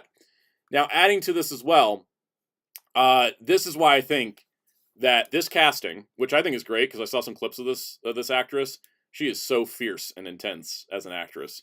Love it. 100% on board with that. I think what they're telling us with this casting is that this is going to be an alternate universe. And maybe this universe's Silver Surfer was Shala Ball instead of Norrin Radd. And there's a rumor floating around that the Watcher's going to be in the movie as well. And that could be kind of like here's a what if kind of thing.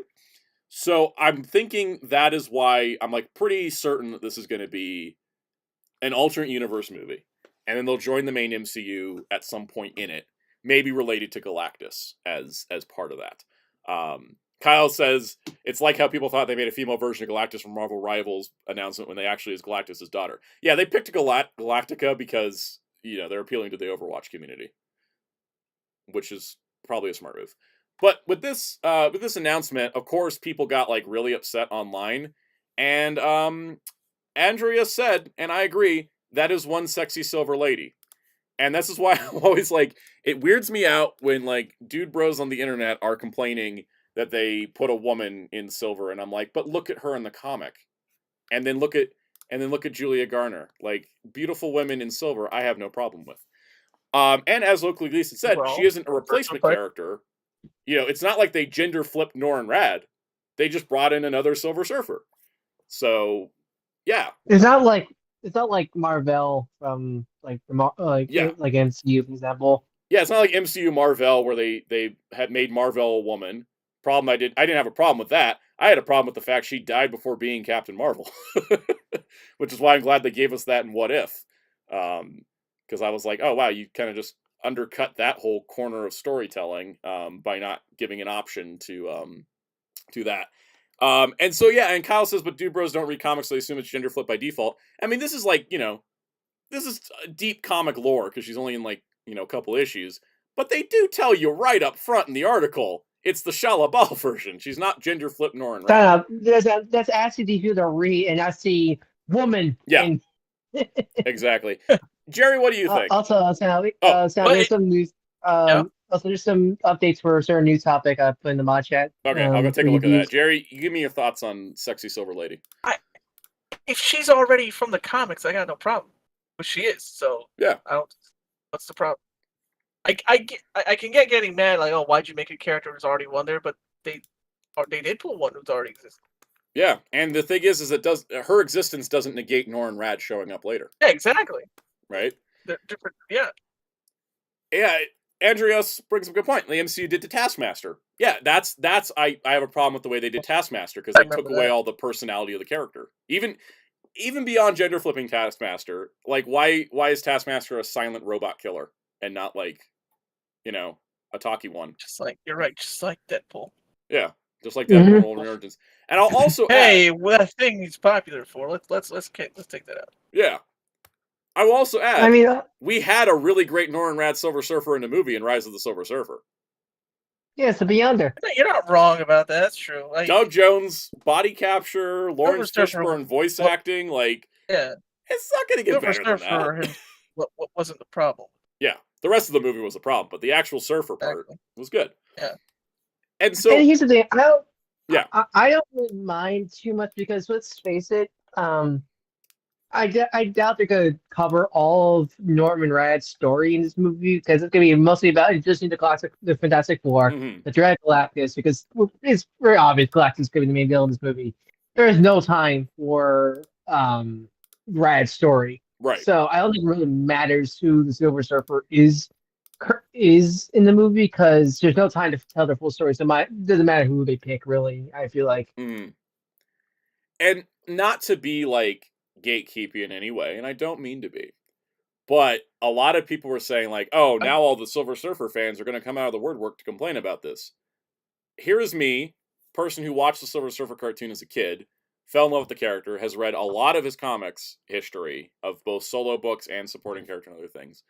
I'm 100% okay with this. I think this is cool. We've never seen Shalabal as Silver Surfer, and I think the idea in Earth X was good, and it never was fully explored. So this is a chance to get more of that interpretation, to see something different, to see something new, and then we can bring in Nor and Rad later. And I'm totally cool with that, you know? I don't feel slighted at all. You know what I reminded of? Earth X. I didn't even realize that Earth X is different in Marvel and not DC. Where Earth X is. Oh yeah, Earth X is the Nazi planet in DC, whereas Earth X in Marvel is this alternate world where things progressed and stuff. Yeah. Remember Planet Hulk, the animated version? Yes. Remember how they took out Silver Surfer for Beta Ray Bill, but that still was all right? Yeah, that was fine. It was because Beta Ray Bill would serve the same purpose that Silver Surfer did. Right? Hey, here's the thing. I love Surfer, but like Beta Ray Bill, man. I know. That was kind of an upgrade, and lore-wise, kind of made more sense. Yeah, exactly. That's how I feel about this. I'm like, you know what? I mean, that's one character I'm still frustrated it hasn't made their MCU debut because Beta Ray Bill is my favorite characters in Marvel. I'm also surprised he's not there yet. Because they keep teasing him, it's a problem. But they won't show him. It's kind of like how they keep teasing Ghost Rider on me. They keep their cowards not doing the Horseman. Yeah. Infinite says Shalabal could be the Surfer. The original universe Fantastic Four before they were sent to the MCU proper. Yeah, I kind of think that maybe that's the distinction is like Shalabal. Like, they were both on Zenla, and then Shalabal chose to be the Surfer instead of Nor and Rad, and then in like the main universe. And maybe they could even bring like they could have it like what like Norrin Rad's dead in the Fantastic Four's universe, and then Shalabal's dead in the main MCU universe, and then the two of them can meet each other in the main MCU and then like reconnect and stuff. Kind of like how they That's did right. with The yeah, kind of like how they did with Doctor Strange and Christine in Multiverse of Madness, where there was like, oh hey, us who lost the other one can kind of work together, but we just can't stay in the same universe. So there could be stuff there. That's true. Also, what Master Ben wrote, like that's what Dark Claw's thinking about, right? Thor stole like, Bill's hammer. Yeah. Yeah. Like, oh, Stormbreaker. Hey, the Beta Ray Bill. Nope, never showed up. Like, Mhm. really? You gave him the hammer, but not... Yep. Anyways, I'm glad everybody in the chat's pretty cool with this. I was a little bit worried approaching the subject because of how toxic it is online, but just as a reminder, Twitter is not real life, and it's not even the entire internet, because here we just had a really nice discussion about this.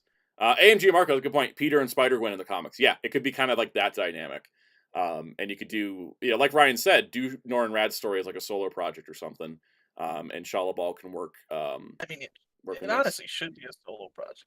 Yeah, I mean, it's not like Silver Surfer had like a 102 issue run in the 80s to 90s.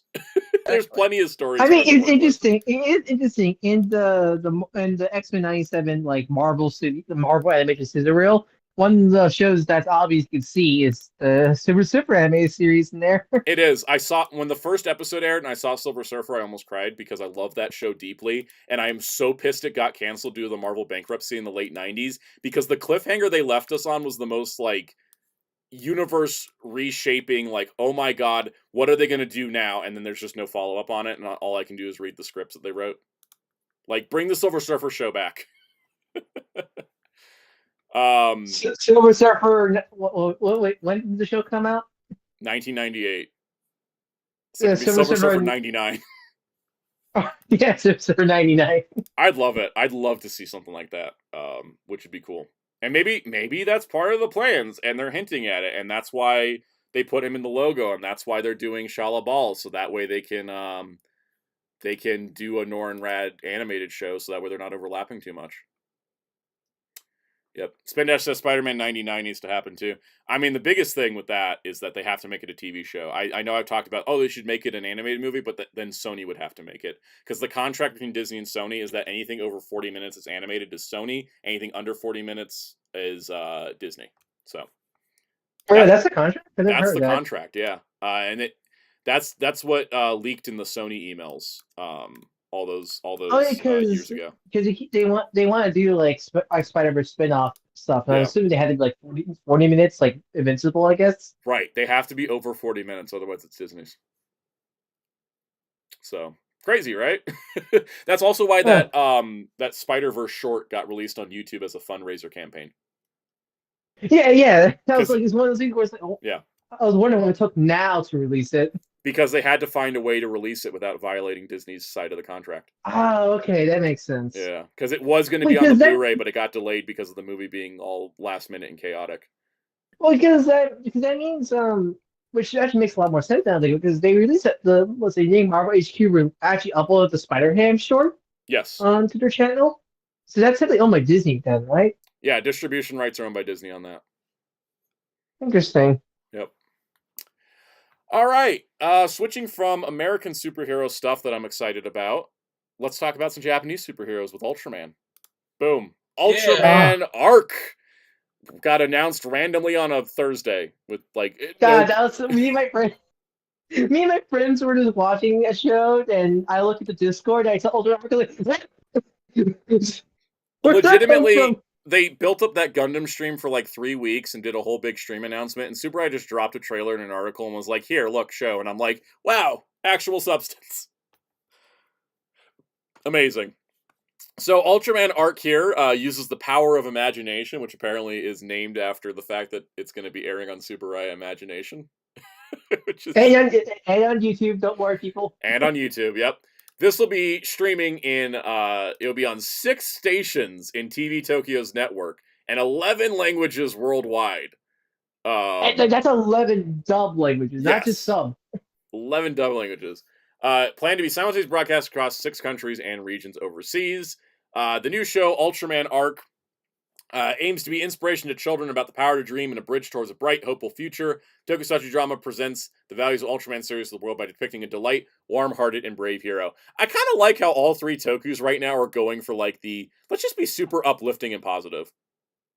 Yeah, no, like Gotchard and Boom Boomger and now this are just like, you know what? You're great for being you, and you should do awesome things, and let's inspire you to do that. So, I like it. Yeah, no. More Ultraman. That's basically me right now. I just want more Ultraman. Just give me. Get me more Ultraman. Because I like what I like about it especially is I like how the contrast from Blazar, but like not like Blazar was super dark. No, it's not. But it's more of like I like how back to form it is. Especially you look at Arc's design. I love how show up it is. It's like what they did with Boom Boomger, right? Like after King Oger. I love you know, like after King Oger was like kind of like this grand fantasy epic. It was like let's go in and do something more back to basics, but still keep the fresh ideas. And I think that the Ultraman's doing the same thing here. Yeah, so especially since there's a lot of Ultraman Jack, Return of Ultraman vibes. Oh, totally, yeah. Yeah, the logo is practically the same. He does the same pose. It's great. I love it. He's got the titties. They're so muscular. He's got abs. He's one of the few Ultramen like outside of Titus to actually have like sculpted abs. Look at that. It's like man. It's like man. He looks like Hayate Kajihara with his abs. Yeah, yeah, and I will say because I don't know why this discourse happened, but like I always get tired with the whole Ultraman look the same, blah blah blah. Toku fandom was like, all the Ultraman look the same, and then someone posted an image comparing Ichigo to 01, Nigo to 02, and V3 to 03, and flipped Ichigo and Nigo. And I'm like, it's an Ultra. Like, I get that Jack, Ultraman, Zophie, and Reboot look the same from the neck up, right? But like, if you look at them in full, you can figure out the differences. Well, here's the thing. I'm getting so annoyed at seeing that because I think here's the thing. I think a lot of people are refusing to realize the context for each design because you think man's the original, but like Zophie, since they weren't planning back in the day this to be a big alien race thing, like, with all these different designs. So when they made Zophie for the final episode, they got, okay, let's just make him look like Ultraman, but with some differences. And with Jack, the whole point of Return of Ultraman, because there was years since Ultra 7, it was meant to be a Return of Ultraman. The Return of Ultraman. They got to make him look like man. Hell, he did get the main Ultraman Jack into the 80s, and that's the main Shin Man. That's the thing for a while. Yeah. Whereas there's context why they look the same. I'm getting tired of seeing that. The problem I have is when people say the Heisei ones look the same. Like, come on, they're not even the same color year to year. Well, and also unlike Rider Sentai, they have a reason to look the same. Our alien race is not men in suits; these are a species. Peacemaker said the same thing and agrees with you in the chat there. Yeah.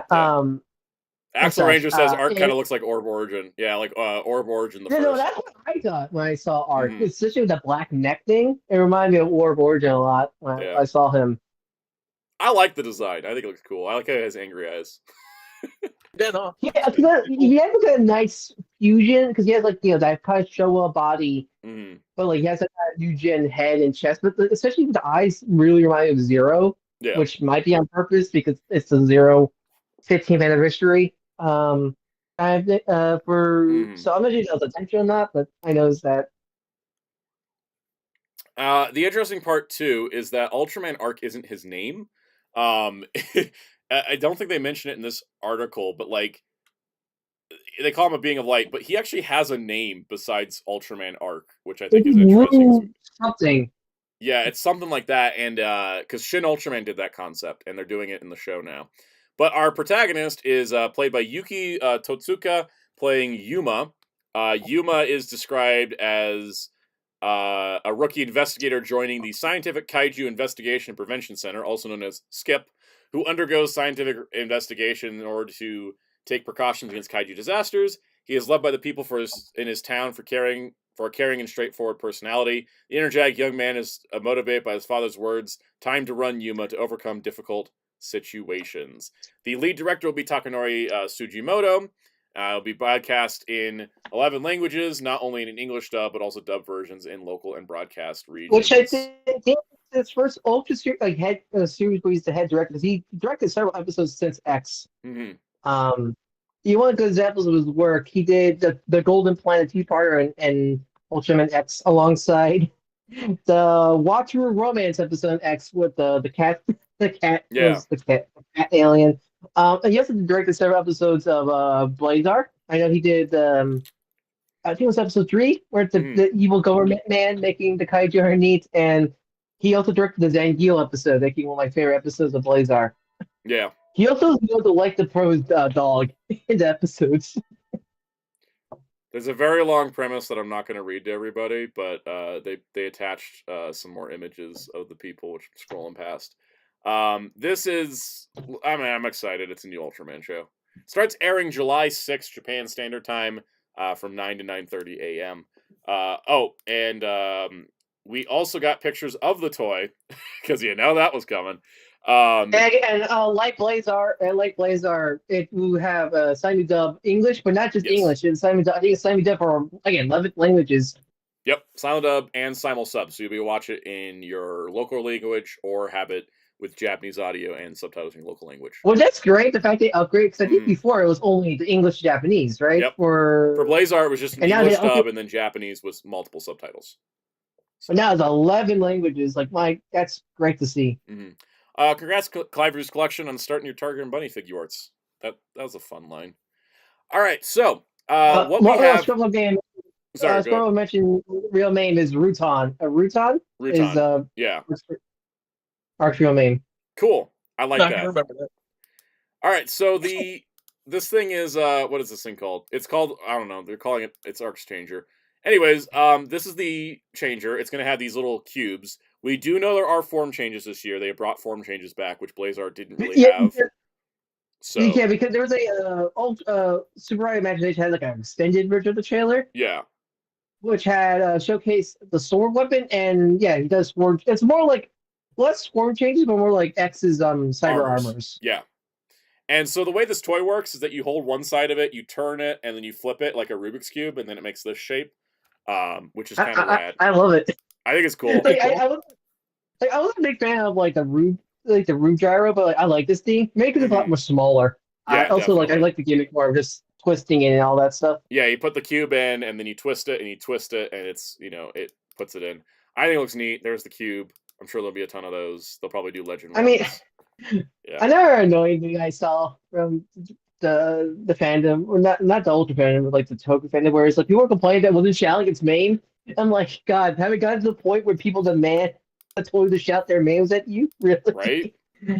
I just saw that. I got annoyed because it's God, guys, you're more guys. The subtitle for the stream this week is "We Get Annoyed at Fandoms." Yeah.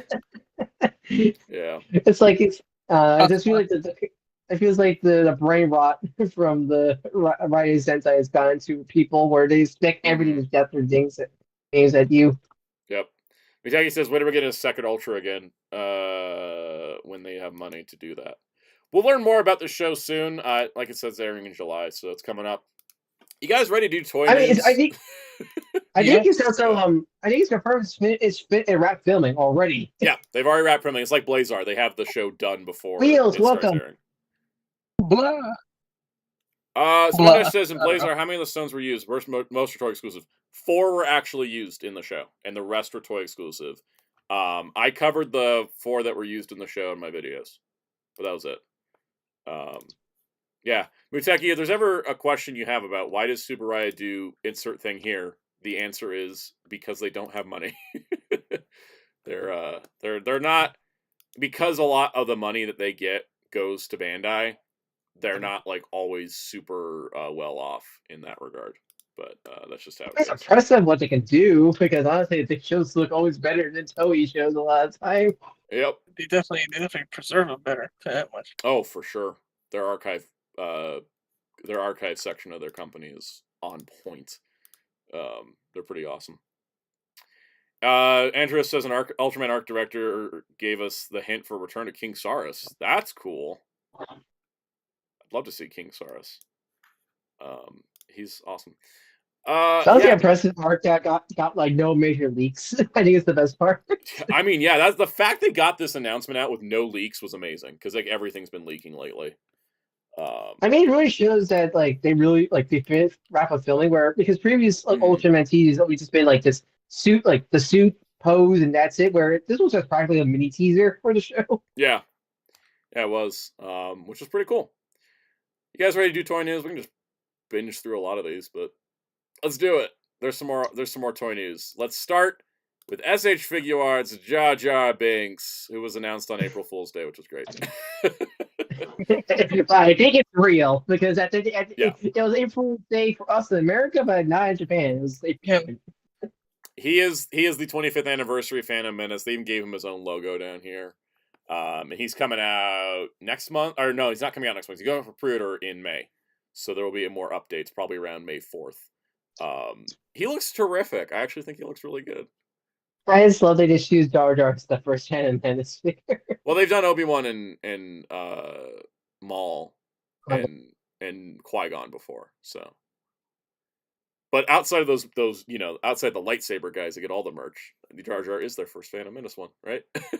So, I like it. I like it a lot. All right, that's it for Figuarts news. Okay, Transformers Leak Watch.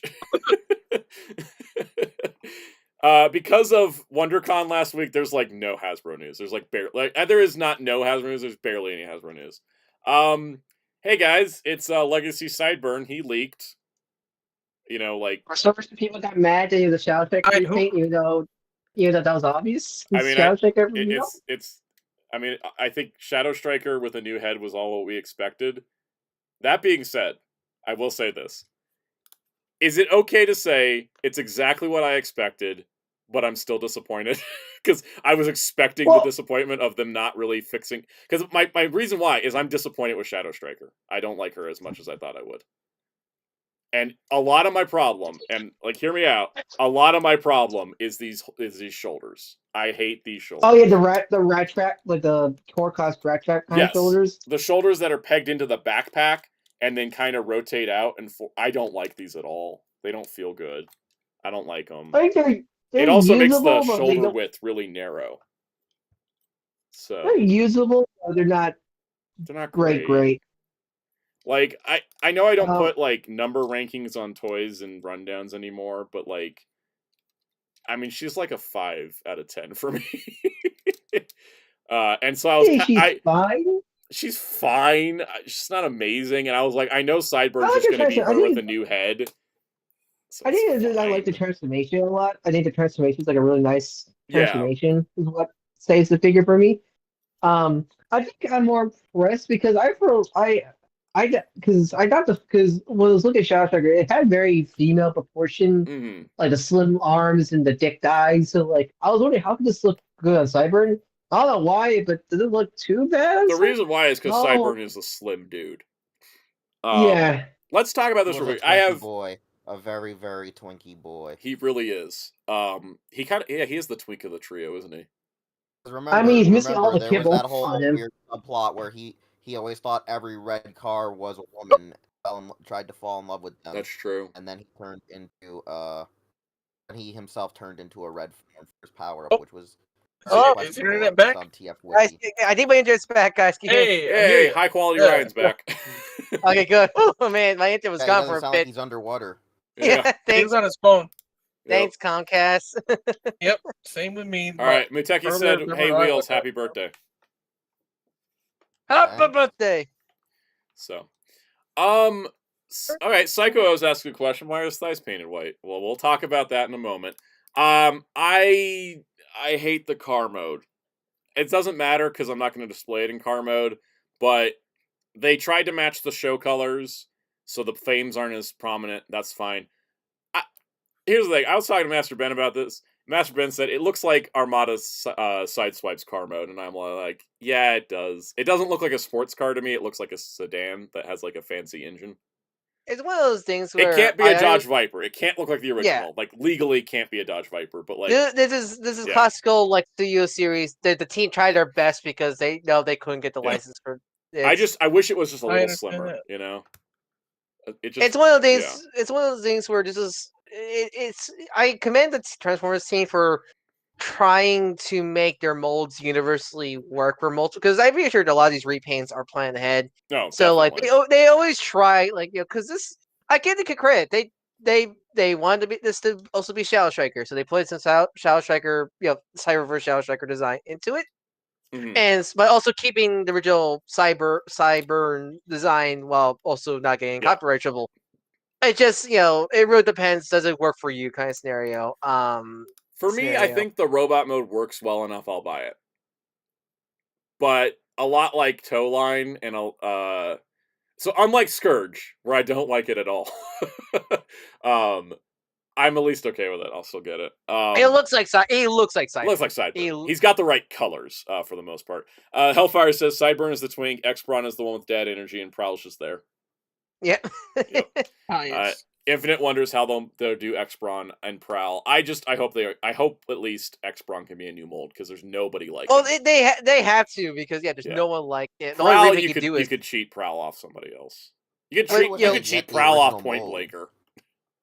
I still wish I could get the original molds for the other two brothers because I only kept X-Brawn out of my original like RID toys. X-Brawn at least is the better of the three. I think he's the best, but all I want is for X-Brawn to have the head visible in vehicle mode. That's like that's a rule. That's a rule. That's Yep. like part of the design. They did it for Pablo. They can do it for X-Brawn. If they make a new X-Brawn, I hope they have a way to like remedy his weird arm mass shifting thing. Because with the like the big toy, hand or small the hand? asymmetrical big arm with his forearm because it's the front of the car. I kind of hope they can find a way to cheat it or something because even him out a little bit. Yeah, because like in the show, he has like a pretty even arm where the bulk just looks like it's more like a shield, like a shield or like some kind of forearm guard. Wasn't it the the toy hand? is like a giant gorilla? Yeah. Wasn't the show model more? He just had a giant hand. Yes. Than anything else. Yeah, it was more giant hand than full on giant arm. Big arm. Giant arm. Yeah. Speaking of show models, Epic 13 on Reddit put this side by side together, so I didn't have to. I just found this and I was like, cool, I don't have to Photoshop this myself. Here's the original Sideburn toy, which for anyone that's ever owned it, it's a mess of a toy. Kibble well, that's everywhere. the thing. No matter we have agreements with the Shadow Striker Cyber mold, it's probably already better than the original one. It was a mess. Yeah. To be honest. Then we got the United, and then we got the show model. My only problem is the blue arms. Like the forearms are white on the original model. That's because I get like not having like 3 shades of blue like the show model does, because budgets and all that. But like, why aren't the arms white? But I don't know if there's a white plastic issue with the needing to have the plugs. because the white part is the forearm elbow where the hinge, the elbow and bicep. That's probably a different plastic scenario there, probably. Probably. It's just, I mean, I guess it's paint budget. I'm looking at the paint apps. I'm like, there's no paint. It's not like Core Cheetor where I'm like, you guys really ran out of paint budget. Like so this polka one dots, man. It's still polka dots, man. Yep.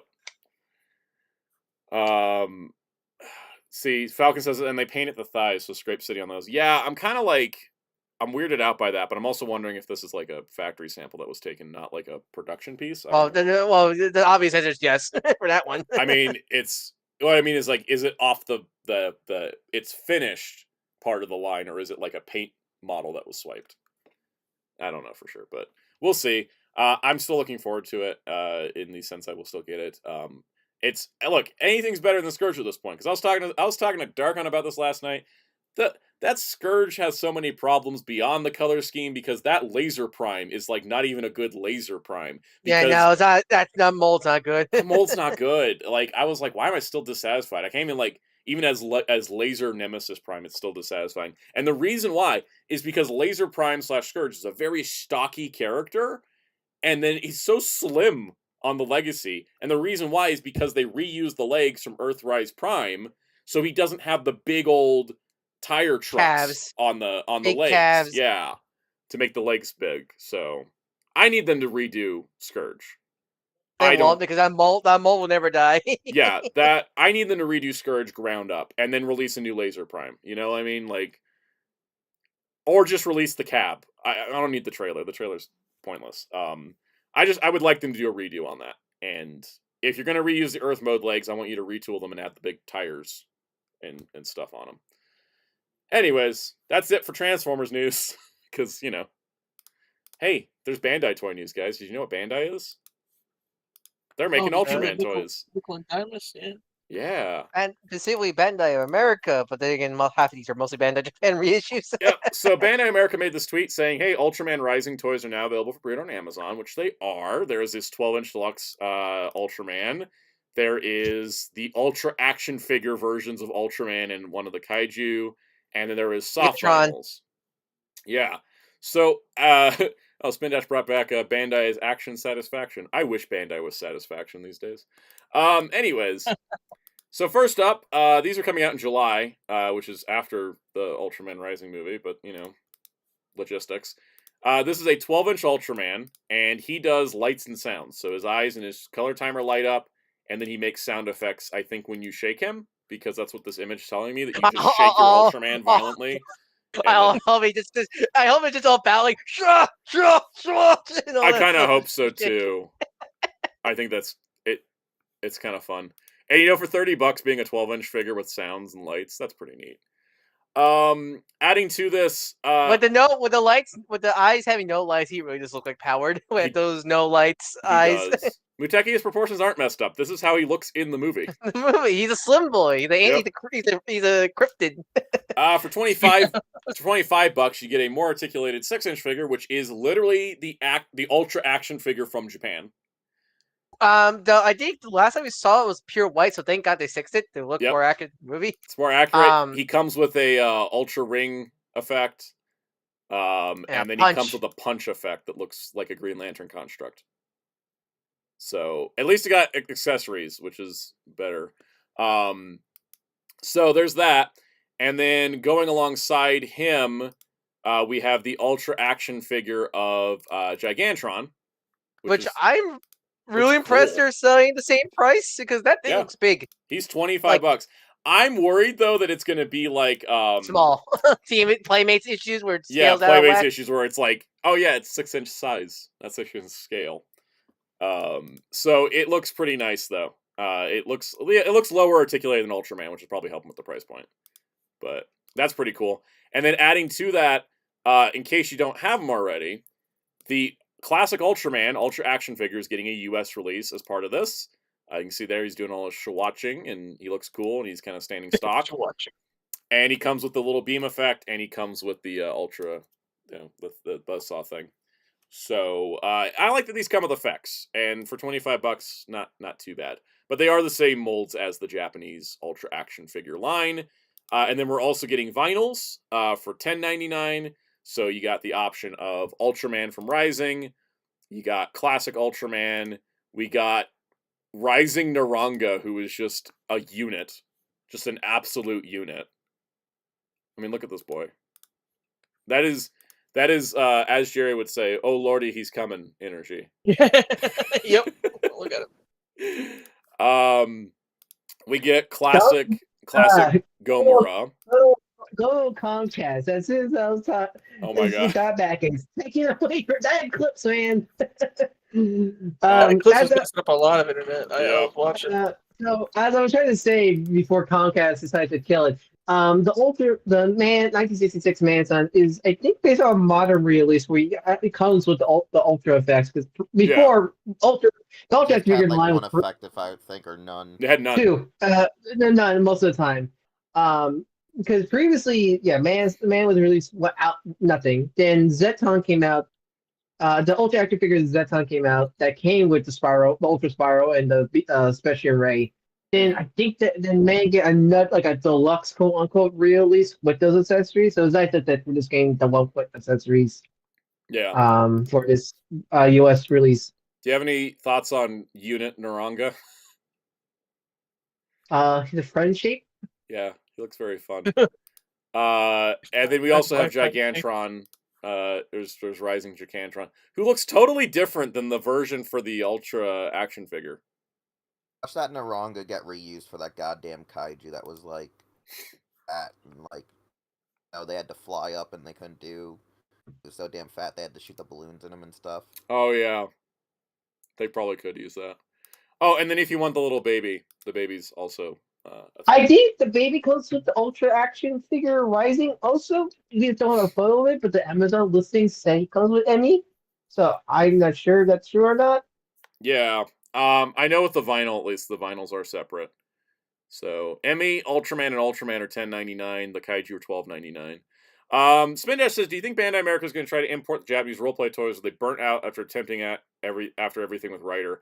I think not only Rider burned them out, I also think the fact that they put the Demon Slayer roleplay sword in Target and it just sits there and collects dust because nobody knows what it is also probably like why we may not get like roleplay. I hope we do. They might be but they might be online exclusives. I know they still released them Yeah. on Amazon and they sell all right from what I've seen. So it might be like an online. My only guess is thing. we'll get like the vinyl, the Ultra action figure, and the main changer for Arc on Amazon. And if those don't sell, they're not going to go any further with roleplay and I stuff. mean, if they do that, I'm not buying it if that's the Yeah. case. I have a feeling they're going to do I have a like feeling, they did though, with that- like they did with Rider. I think they're going to test the market and see if it sticks. I think Arc will sell okay, but I do know a lot of people aren't feeling the. I think it looks like a fun toy. I don't know about. It's up, again, it's up to opinion. I don't want to. I mean, I think the more we see it, the more people get used to it. A lot of the knee-jerk reaction in the Toku community lately has been, "Oh, it sucks," and then like 3 months later, "Oh, it's great." You know, it's like. Yep. I mean, hey, Yeah. The entire Tokusatsu community for like 4 days wanted to do the typical, everyone's an ultra racist. Oh yeah, It's where like, everyone's here with you, we talked about that. We talked about it, called it out. How everyone was like, "Oh, all the Ultraman look alike," and we're like, "How are people not? Why are people still like this?" You know? I don't get why. I really don't. When Yeah, that's we like were what Well- I miss about. That's what I miss about Kamen Rider. Yeah. I miss when they were all bugmen. But karate, I mean, mechanical karate, exactly. I mean, I always joke with friends that they're jealous Ultraman is actually doing better. Well, It actually has releases here without As a having. Releases global here. fandom. yeah. Yeah. Because even like the fact we're getting the Ultra action figures here in the West is still more than. I mean, I know we get the figure arts for Rider, but still, like that's But you not don't see those in Target. These will probably be in Target. Yeah. Mm-hmm. Yeah. I'm curious if they're gonna just use the same packaging or not, or repack Don't it, forget. repack them. It's just Toei fans have brain rot, and I think it's not even Toei. I think it's specifically the Rider fandom. There's a lot of brain rot in the Rider fandom, and they won't look at any Toku outside of Rider. And I think that's incredibly. I mean, healthy. Wheels, I mentioned before, but people were calling out the Arc toy for not shouting his name. Which is like the weirdest. I mean, they would have never survived Heisei Ultraman. Like, I can't figure out what form is coming out of this Mabius brace because it's all just light sounds. Sounds. Hey, did you guys also see the other weird thing about people talking about how some people have trouble watching Ultraman because of animal brutality? And I was like, Oh, the What? Godzilla fan. There was a chunk of the Godzilla. Like, there was somebody in the Godzilla fandom that was like, I can't watch Ultraman because they kill the monsters. And I'm like, Like, you're a Godzilla fan. what? It's like watching animal abuse. No. They're not and it led real. to a huge ass like weird debate, and I was sitting there going, oh boy. I was like, that wasn't a bait tweet. Someone was serious. And then turned out, yeah, someone was serious. Yeah, people were actually serious about it. Anyway, speaking of Godzilla, Bandai America has a new Godzilla action figure line, apparently. I don't know. They just went up on Big Bad Toys for I random. guess, Just showed up like I out guess of nowhere. Yeah. I guess Playmates lost at least the Toho side license because they still have the Monsterverse side, but I guess they lost the Toho side. But again, a lot of the Toho stuff were big, like I don't want to say knock off of the Bandai Safubi They stuff, were. but it was like dangerously close to them. They I were. understand. Yeah.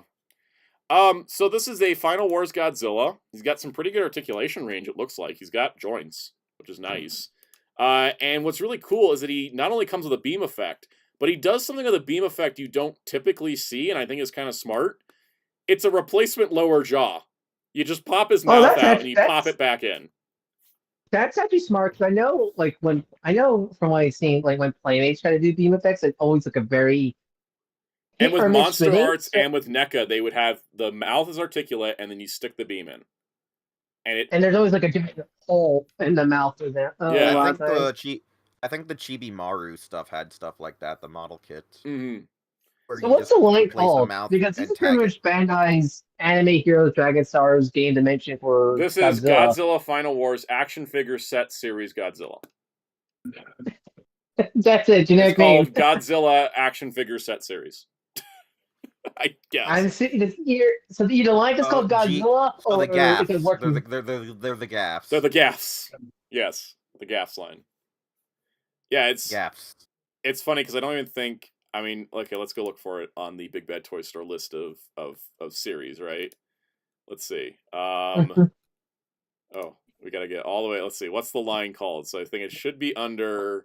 You just literally gave it a name. It's called gaffs. I mean, I'm calling it gaffs. I'm just seeing what they're calling it. I can't even find it. You're so new that they don't have a Yeah. name, or again, the line is called Godzilla. We need to go make a tweet. Just put up an image of those two and just write GFS gaffs. The gaffs line. Yeah, I was trying to see if it had like a category yet on Big Bad, but their baby don't even know what it's called. Like, I mean, this is great because Godzilla actually, like foldable Godzilla action figures are always a budget nightmare. So Yeah. it's kind of nice to get budget friendly for that. yeah, For Godzilla. they're listed at $27.99. I don't know if that actually is $27.99 or if it's Big Bad charging $27.99. It's probably 25. It's probably like the Probably game 20 dimension stuff, probably 25. Yeah. I mean, this looks great, and to go with it, there is a Godzilla against Mechagodzilla, which is Kiryu. Without a backpack. Oh, nice, cute. Yeah. Yeah. I mean, he looks cool. I love I probably will. Not to say anything against Final Wars Godzilla because I love that suit, but I'll probably pick up the Kiryu as my like test market for this line because I love. And Kiryu. someone who doesn't have Sue, doesn't have Everyone any picks up Godzilla. Kiryu as their test market. When they brought out the first vinyls in years, everyone bought Kiryu first. It's actually funny. That's right. The first vinyls they did in years, the ones that popped up at Toys R Us, the big like 10-inch or 12-inch vinyls, was Final Wars Godzilla and Kiryu. Like, that's the same lineup. They're always like the Final Wars Godzilla and Kiryu are always kind of I guess the evergreen choices for like Godzilla market figures. Yep. In America, yeah, because the last vinyls we had before that were just Toho ones for Final Wars, which were just Gigan, Godzilla, and Godzilla, Rodan, and Anguirus. Yeah. We got those four.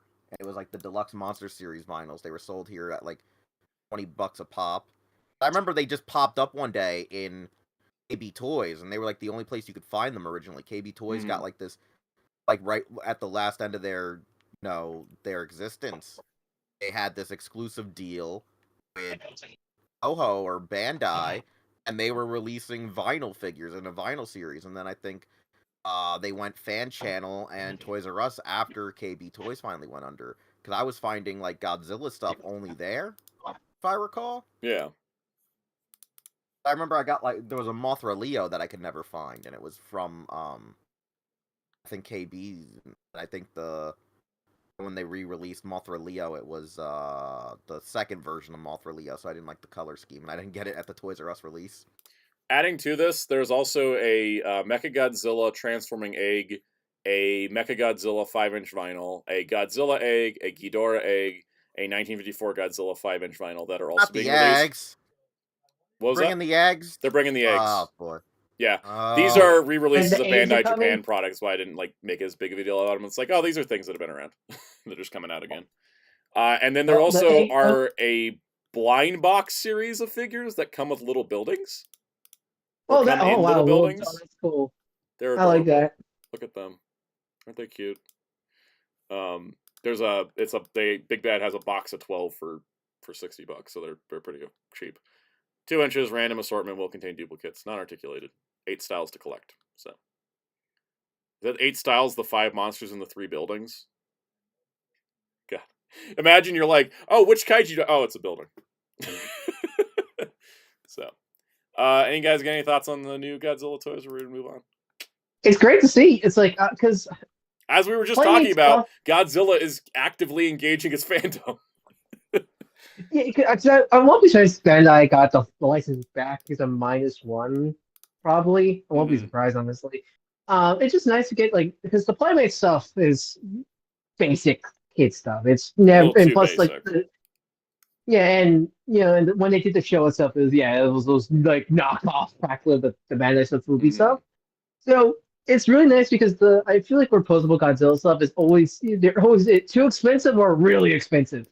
Yeah, So it's Posable Godzilla has just always been a damn nightmare. because of the tails mhm.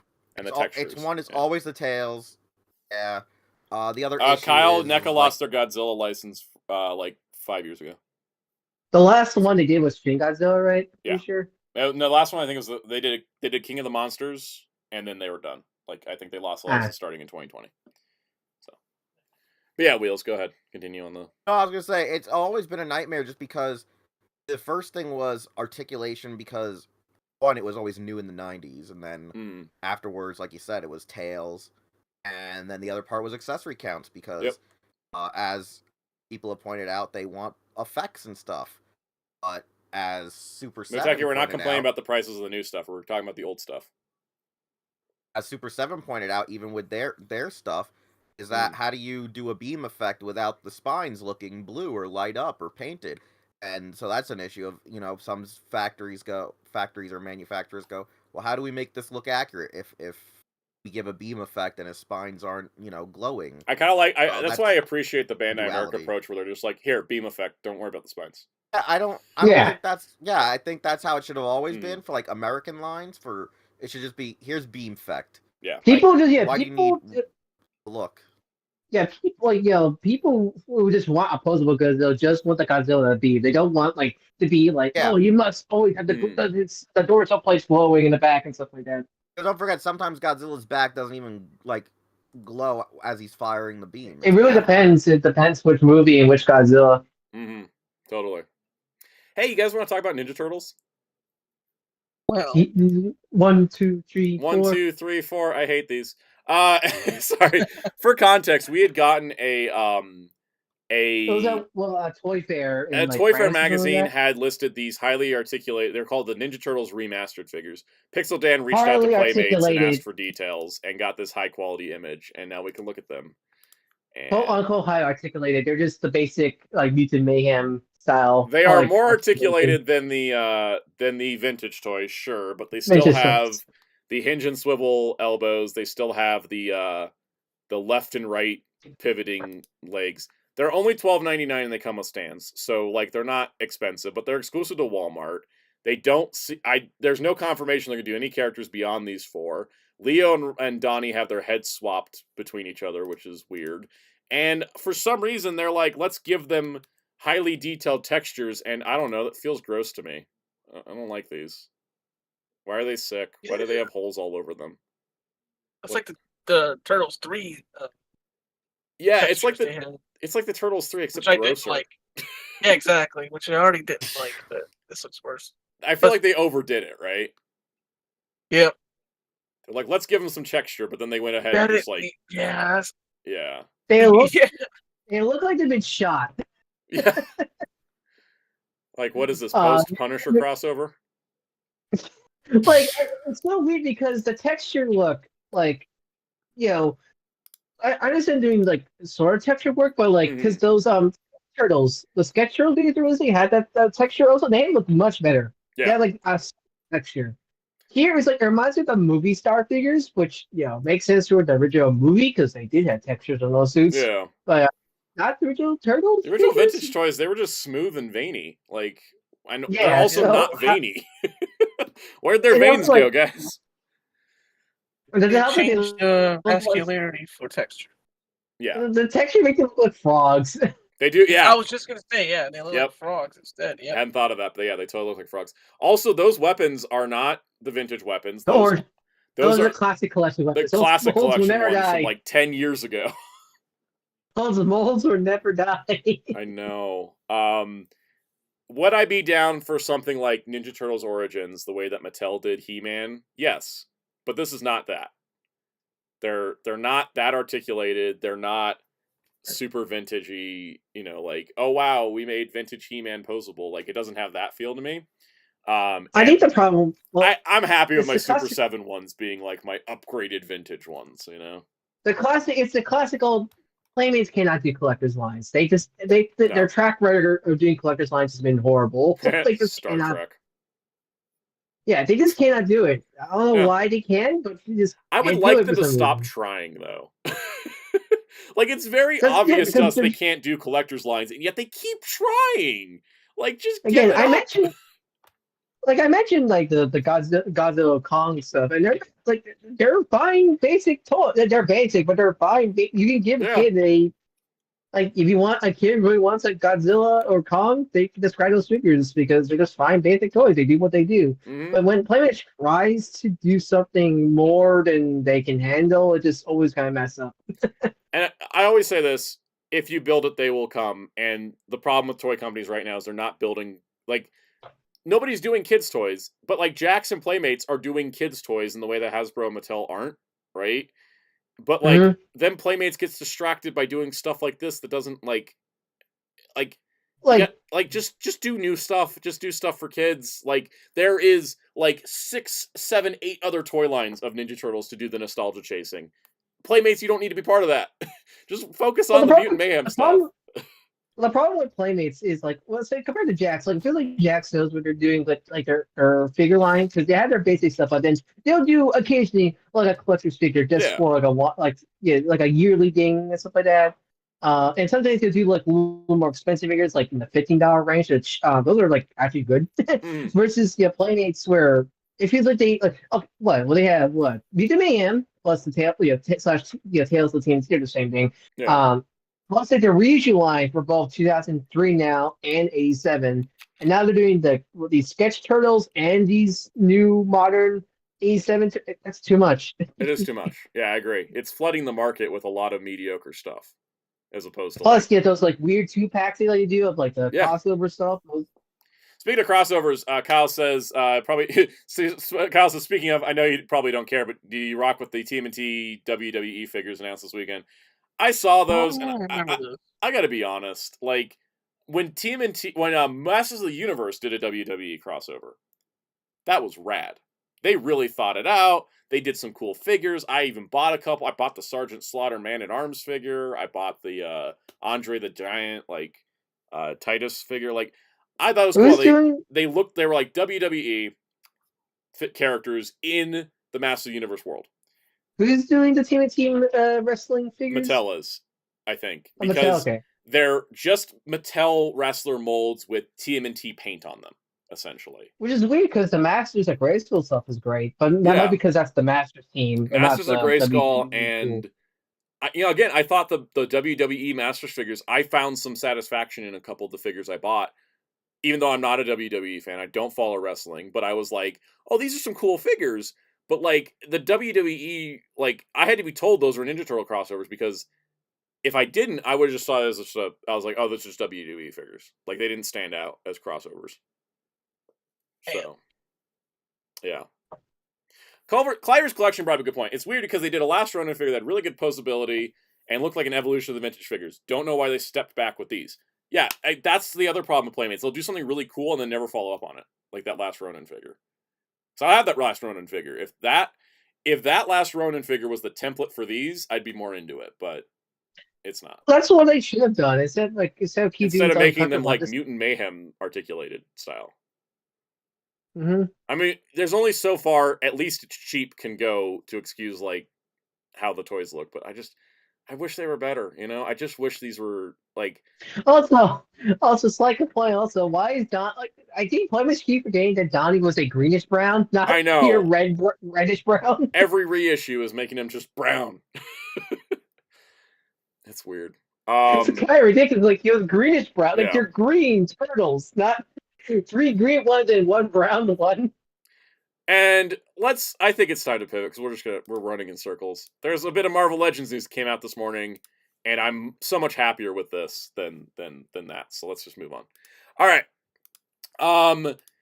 There was Kyle said Donnie looked like looks rusted. Yeah, totally. So switching to Marvel Legends, this morning they put out an update video for Giant Man to show off the newest model and the ratchet joints and like kind of like here's how it's coming along. And then they said, "Hey, we know you've been waiting on the classic Wasp we announced." And so they finally gave us details on classic Wasp. So she looks pretty spectacular. She's got her wings, of course.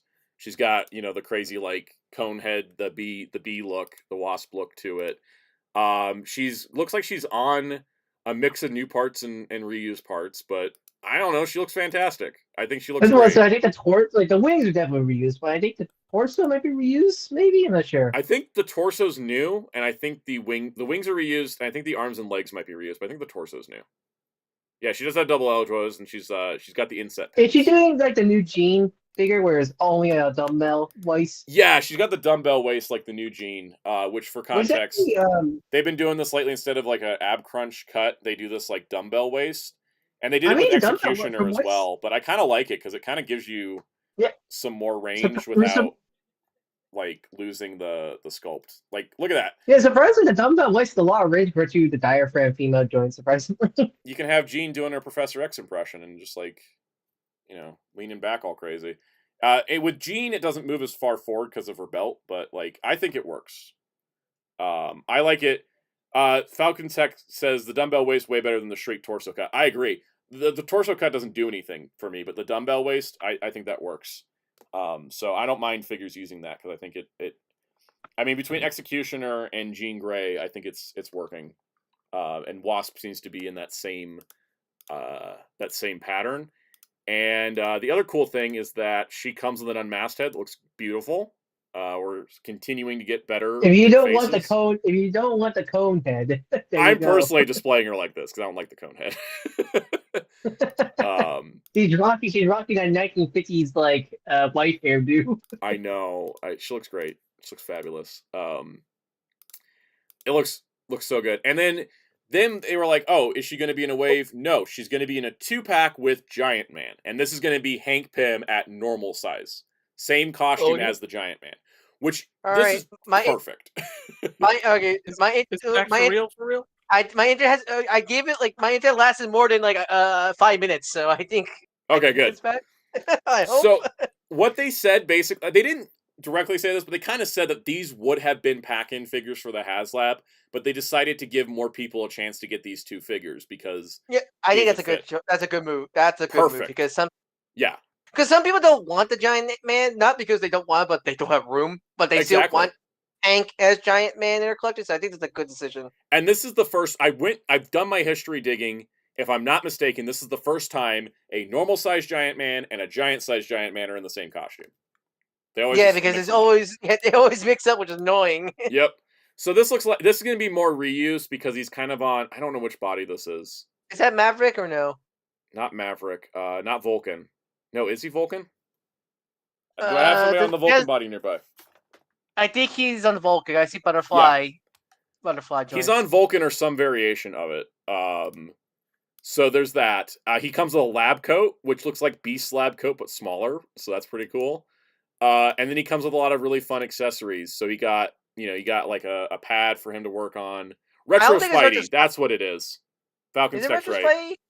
It's Retro Spidey. It's not Sunfire. They're sculpted similar to Sunfire, but it's got the inset pins, so it's Retro Spidey. Yeah, that's what it is. Because Vulcan's a little bit. Also, Retro Spidey's pinless, right? Yes, he is. So, he comes with a shrunk version of the Quinjet, which is just they said, "Hey, we finally made a vehicle." Wink, wink. Which was kind of funny, but the best part is either a small Quinjet or a toy. Right? Exactly. So it's like it's a toy, or he can grow that in the field, right? I think that works. Well, I mean, it's perspective. It's either he's Giant Man, the 6-inch figure is Giant Man right now, or the Quinjet shrunk tiny. If you display with the Haslab Giant Man. Actually, that's genius. Yeah. It's perfect. Wow, there's more thought put into that than I thought. And then he comes with an unmasked head as well, which I think it does look like. I think it's the same head from the Dr. Pym figure from which the makes sense. West Coast. It's the same dude. It's the same dude. It's the same dude, and so I like he comes with the lab stuff too that like Franklin, Valerian, Beast came with. So this is the 2-pack. I mean, look at that. That's a pretty good accessory loadout for Legends as well. I think they look fantastic. They're going to be in 60th anniversary style packaging. They're not going to match your 60th anniversary boxes because those were all closed window. But closed well, this is a window, but it's the same Beyond Earth's Mightiest. Yep. And I like how they wrote Hank Pym, Giant Man, Janet Van Dyne, Wasp. So pretty great. This is going out for pre-order tomorrow. It's a Hasbro Pulse exclusive, which makes sense because it pairs with a Haslab. 1 p.m. Eastern, premium members, 2 p.m. Eastern, everybody. It should be available at least for the first day. It says Tuesday, April 10th on the slide. It's actually Tuesday, April 9th. It's tomorrow, the 9th. I'm definitely picking it up. Like Infinity War Torn said, easy pickup. So happy for this. Yep. I always do like having these like add-on packs to your Haslab, like like this or the Terrax and I forget what was the pack mate, but they really the Terrax and Fallen one, yeah. Fallen, yeah. No, I like having these like pretty much like bonus like add-on like same thing with what was it for his tank, the little the Cobra Fire Team and the SMS. Yeah. I think this is great. I think this is one of the best 2-packs because we've had, there's a lot of discussion of like 2-packs lately, right? Like, oh, why do we have to get Pantyhose Face Wolverine to get Armored Psylocke, for example, right? Or why do we have to get Brood Wolverine to get Lalandra? Here you have 2 characters in era-specific costumes that go together, that also kind of finish out the classic Avengers. Why is Morbius and Doctor Strange together? Exactly, and you don't have to. I feel like if you're getting Wasp, you're probably going to want Hank, and if you're getting Hank, you're probably going to want Wasp. You know what I mean? Like, if you somehow just only want one of them, like, I mean, I would take Janet over Hank any day, but they go together, especially in this era. Like, if you had 2 completely different eras where they weren't really working together anymore, like post-divorce and all that, that's different. But like the era these costumes are from, these work perfectly together, I think. So, I don't know. Marvel Legends did good this time. I like them. Looking forward to them. So, and that's our toy news. That's our show, basically. We did it. All right. We talked a long time about stuff at the beginning. It's funny as you thought this would be too short. I thought it'd be too short, but you know what we did? We talked a lot about that Gundam thing. Yep. We talked a lot about Fantastic Four, and in the beginning, we talked about comics and Doctor Who and Spawn. Like, we went on a lot of tangents, so I thought we would be done, like, early, but we didn't. It happened. Hey, look, it's a nice company stream when we talk about stuff like this. Yeah, it's fun. I hope everybody enjoyed it, too. Let's see. Falcon Tech said, smaller releases that support Haslab releases just make sense. The lack of a Phantom 1 announcement for the Vintage Collection makes the Star Wars team look like all the more disappointment. Yeah, I think that they should have announced the Phantom 1 by now, because where's the add-on thing? Spin Dash, there was media news at the very beginning. Yeah, we did it at the beginning. You can probably scroll back and see it. There was some Blu-ray news that was just updates, and then after that we talked about Deca Ranger with Tombo Oger, Kamen Rider 03, Shaman King Flowers date, Fantastic Four, and Ultraman Arc. That was our entertainment news.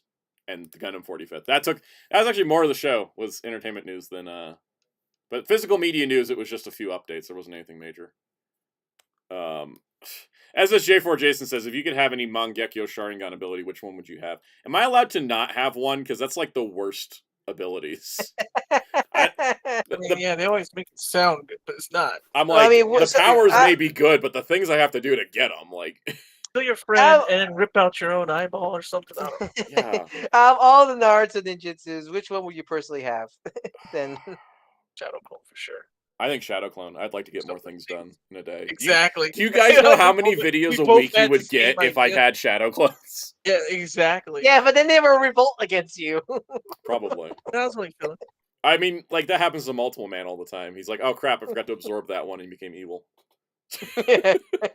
Like you guys would get daily videos if I had Shadow Clones, because I would have I would just pass the energy, and it'd be like I'd be filming. One would be filming, one would be editing, one would be resting. You might need to be careful. Some of them might go rogue and spend all the money on your baking. That's true. Yeah. SSJ4 Jason would have Flying Raijin. Muteki says no, just for you, Sound. Get off a boat jutsu. Yeah, I need that. I think I would need Tsunade's I can magically decripple people jutsus. Yes. No, like what she did to Rock Lee. Oh, I mean, Wheels, what you need is Gridman to come out your PC and give you like Exactly. Give me healing yeah, ray. just Yep. because I got into a car crash and broke a knee in my leg. I hate. Okay, this is one thing I hate. I viciously hate 80s and 90s and mildly 2000s Sentai and Rider and Ultraman and all Tokusatsu where they just think we can put you in a hospital wheelchair, say you're physically super disabled, and just be like, Magically oh heal no, you. they just actually accidentally just got like a really crippling like carriage accident. Like, oh, this guy was horseback riding and broke his leg, but he technically could walk again. He's just traumatized from pain and the injury that he thinks he can't walk anymore. Like, I hate that weird, stupid fake disability syndrome that they do in Japan about, come on, you can get up with your own will. What about the people who are fully born disabled, you morons? Japan's I not hate really that trope. Japan's not really great back in the day with their disability representation. I mean, they're so not even bad. that great today. Yeah, It's so bad, guys. It's I mean, how so much of their bad. country is still stairs? that too. That's exactly because, guys, it's so bad. Mr. S told me a story one time. I think he told it on stream. We were talking on stream, and he said that at one point, Kaizo Ningen was a slur towards the disabled, but the disabled like, nah, man, I'd love to be a common right. And so, like, over there, certain disabled people call themselves still Kaizo Ningen in like because of writer and stuff. But like originally, it was like allegedly used as like a slur for the disabled or whatever. Kaizo Wow. Ningen for a little while. Mr. S was like, yeah, in certain areas because of common rider, people were calling them Kaizo because they had wheelchairs and prosthetic legs, so modified human, right? And so, like, people were supposedly calling them that. I don't remember how true it was, but Mr. S remembers hearing, like, that was a thing at one point. And then, like, the disabled that were, like, kids going, yeah, I want to be Kamen Rider. Not, like, it was, like, one of those weird happy accidents. Like an ownership And then because of the I remembered term, that story... Instead of the term being used for negative, it was spit into a positive. Yeah, and so because of that, I remembered that story and changed that as my Twitter name. Not my Twitter handle, but as my Twitter name. It's like, yo, I'm going to redo... Yeah. Yeah, supposedly that was because of the whole thing in there. I hate that trope. I hate that weird trope of, hey, the cripples are just an accident. Mm-hmm. You can cure it with magic Tokusatsu weekly powers. Great. Yeah, why not? You guys I'm like, ready to wrap the show magic up, though? Tokusatsu powers Yeah. fix regular disabilities, not these fake ass ones. Yeah. Yeah. I think we're ready to wrap up. You know, it's almost 7:30. I think we can plug and get out of here. What do you guys think? Yeah, I gotta go plug a hole right now because they talk too much. All right. Well, let's discuss what Jerry's doing tomorrow. What are you doing tomorrow? You know, that's a good question.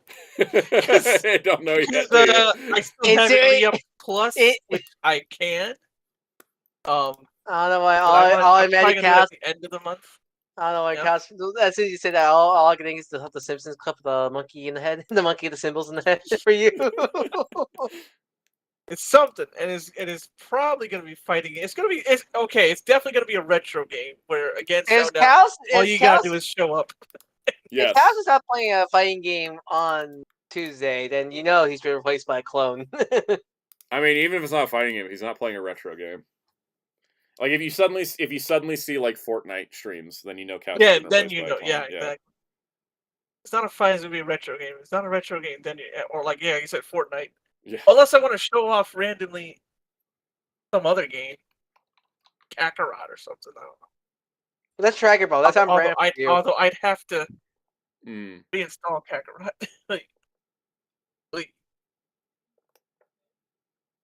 Yep. It's definitely something at 4 p.m. Something at 4 p.m. Eastern tomorrow. I'll probably be editing tomorrow because I didn't do work today. Well, yeah, why is the video? I'll still be on stream. I just maybe like. Yeah, you can edit in the background. That's all. Why is gonna be the schedule for this week? If you even know. Oh, do I know? I probably do. I've been very chilled out, relaxed today, and I've not been looking at work stuff, so I forgot what's on schedule. All right, this week's videos. We've got 2 X-Men 97 related shorts. Hopefully the second one will happen. I'm waiting for the show to do something.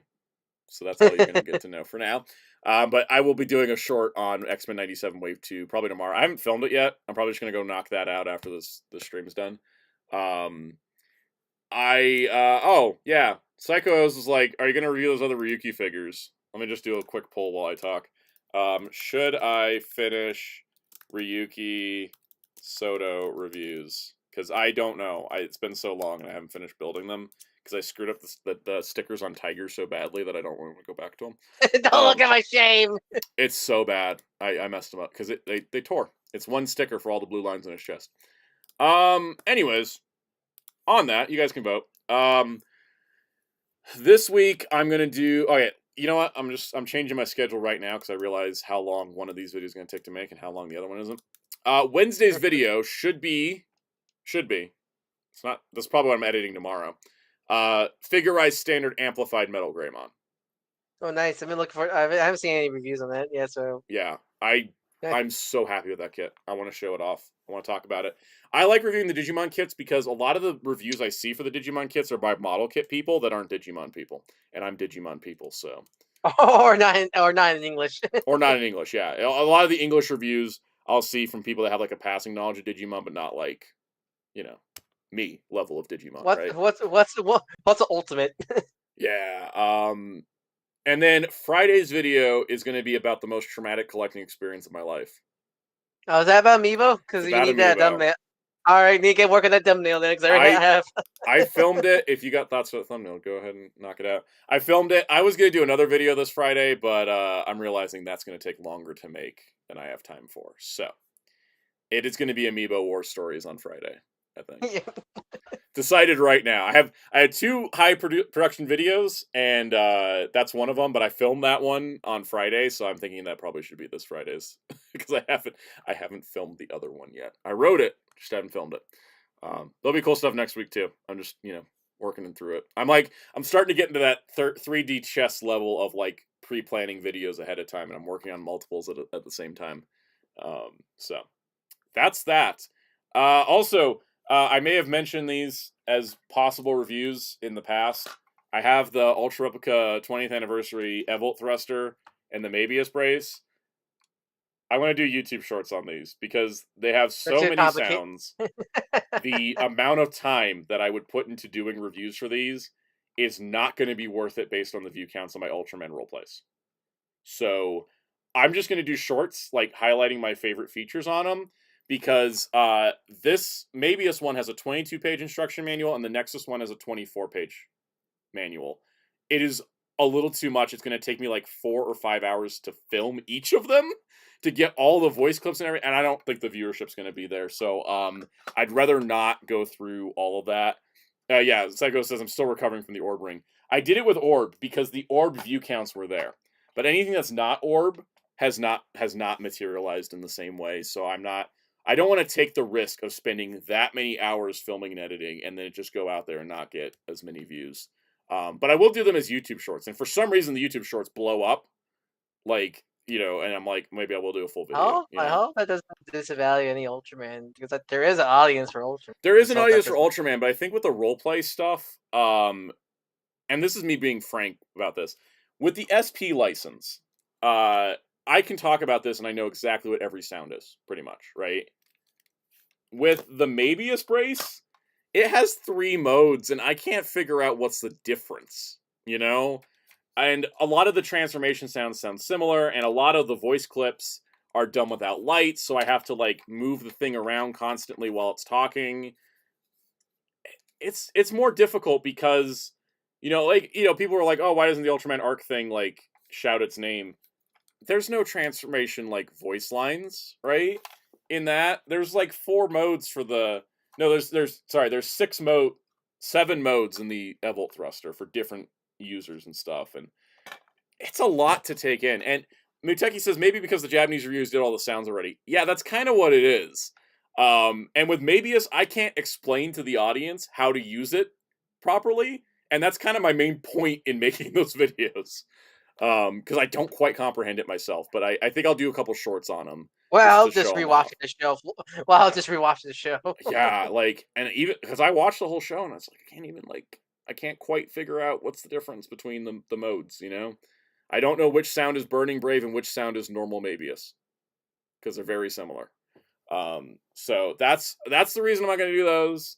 it's a personal reason of, oh my god, I don't want to spend like 20 hours making those 2 videos and then them just not materialize in viewership because I can't find a DX mode, Muteki. That's what I mean. I cannot figure out what each mode does. It's yeah. Psycho says the average viewer watching your Ultra Ring review that Henshin is different. How? It actually isn't. The Ultra Ring having like 7 versions of the same Henshin that sound only slightly different. I imagine, like when I showed that video to my parents, they fell asleep because it's not comprehensible unless you know the differences. And that's kind of the same thing with both of these. They had the same exact thing of like, here's 6 variations of the Henshin. And it's like, but without the visual, you can't tell what's different, you know? And that's... At least the orb ring, even when you take out the main phrases in Yeah. the orb ring, you can kind of tell what's supposed to be what because you have the cards. Yeah. You have that picture, right? And the sound effects orb ring is Yeah. unique for each card, at least. Right, so you can kind of like piece together what all they go with. Mm-hmm. Whereas like with Nexus, the Junus transformation sound and the Junus blue sound exactly the frickin' same. And so, you know, that's the reason why I don't... It's a lot to go through on the reviewing side, and I don't know if it'd be that interesting of a video. I don't know if that would be worth it for me to do work-wise, you know, viewership-wise, because, you know, I am in business mode here. I can't just... And I also don't want to... I honestly just don't want to review them because of how overly done there is. And I don't see, like, an overwhelming knocking at my door demand for it, and that... It's kind of what I need to put that effort in. There are toys that they're great on their own. I'll have to think, how do I make a video of? Pretty much exactly. I will enjoy them so much better if I'm not trying to figure out how to review them. Something like the SP license, that was easy because it's just simple. Yeah. So I will still be doing Ultraman videos. I'm seeing a interesting split with the poll. 78% said yes, 22% said no. I know Psycho has mentioned the Beasts. The Advent Beast people hadn't reviewed. So I may do a video to finish up Soto Ryuki because nobody else has touched it. That is a reason to do things. There are plenty of videos that demo the sounds from the Japanese reviewers for these 2 Ultra devices, and I think by the time I get to it, after all the work I put into it, how many people are going to go, oh wow, I want to see another video on that? Like they probably have already seen the Japanese reviews. It's always about how do you make yours different and appealing to somebody looking for a video. So, Psycho says, can we get a live Henshin for both? Not right now, but I'll do it for the shorts. You'll get me I'll do the transfer. Do you have a leather jacket? I have a leather jacket actually. But am I gonna put a leather jacket on when the weather's getting warm? I don't know. Do it for the love of Nexus. I will do something. Yeah, I'll do some kind of shorts with them. That's what I'll do. So.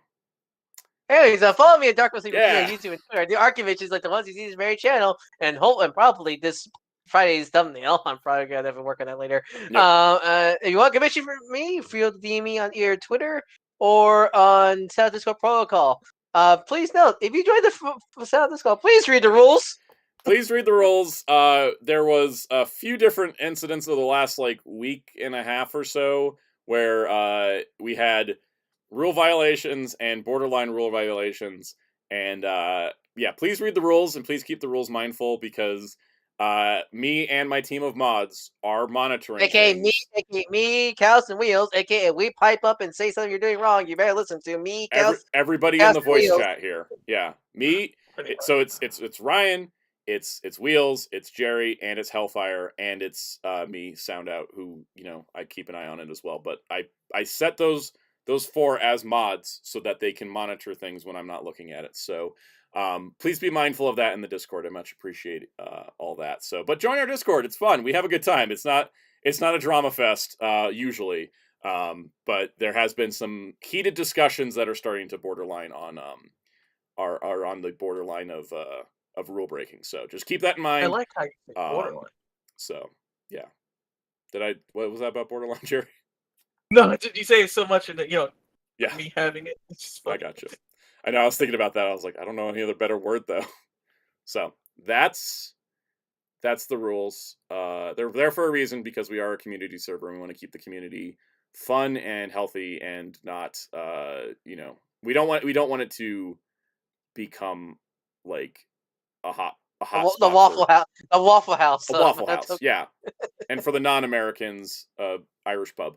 Anyways, that's Wheels. it. What site? Wheels. What site Wheels, can we yeah. go on to find all these news? Hero Club's under maintenance of sort, right?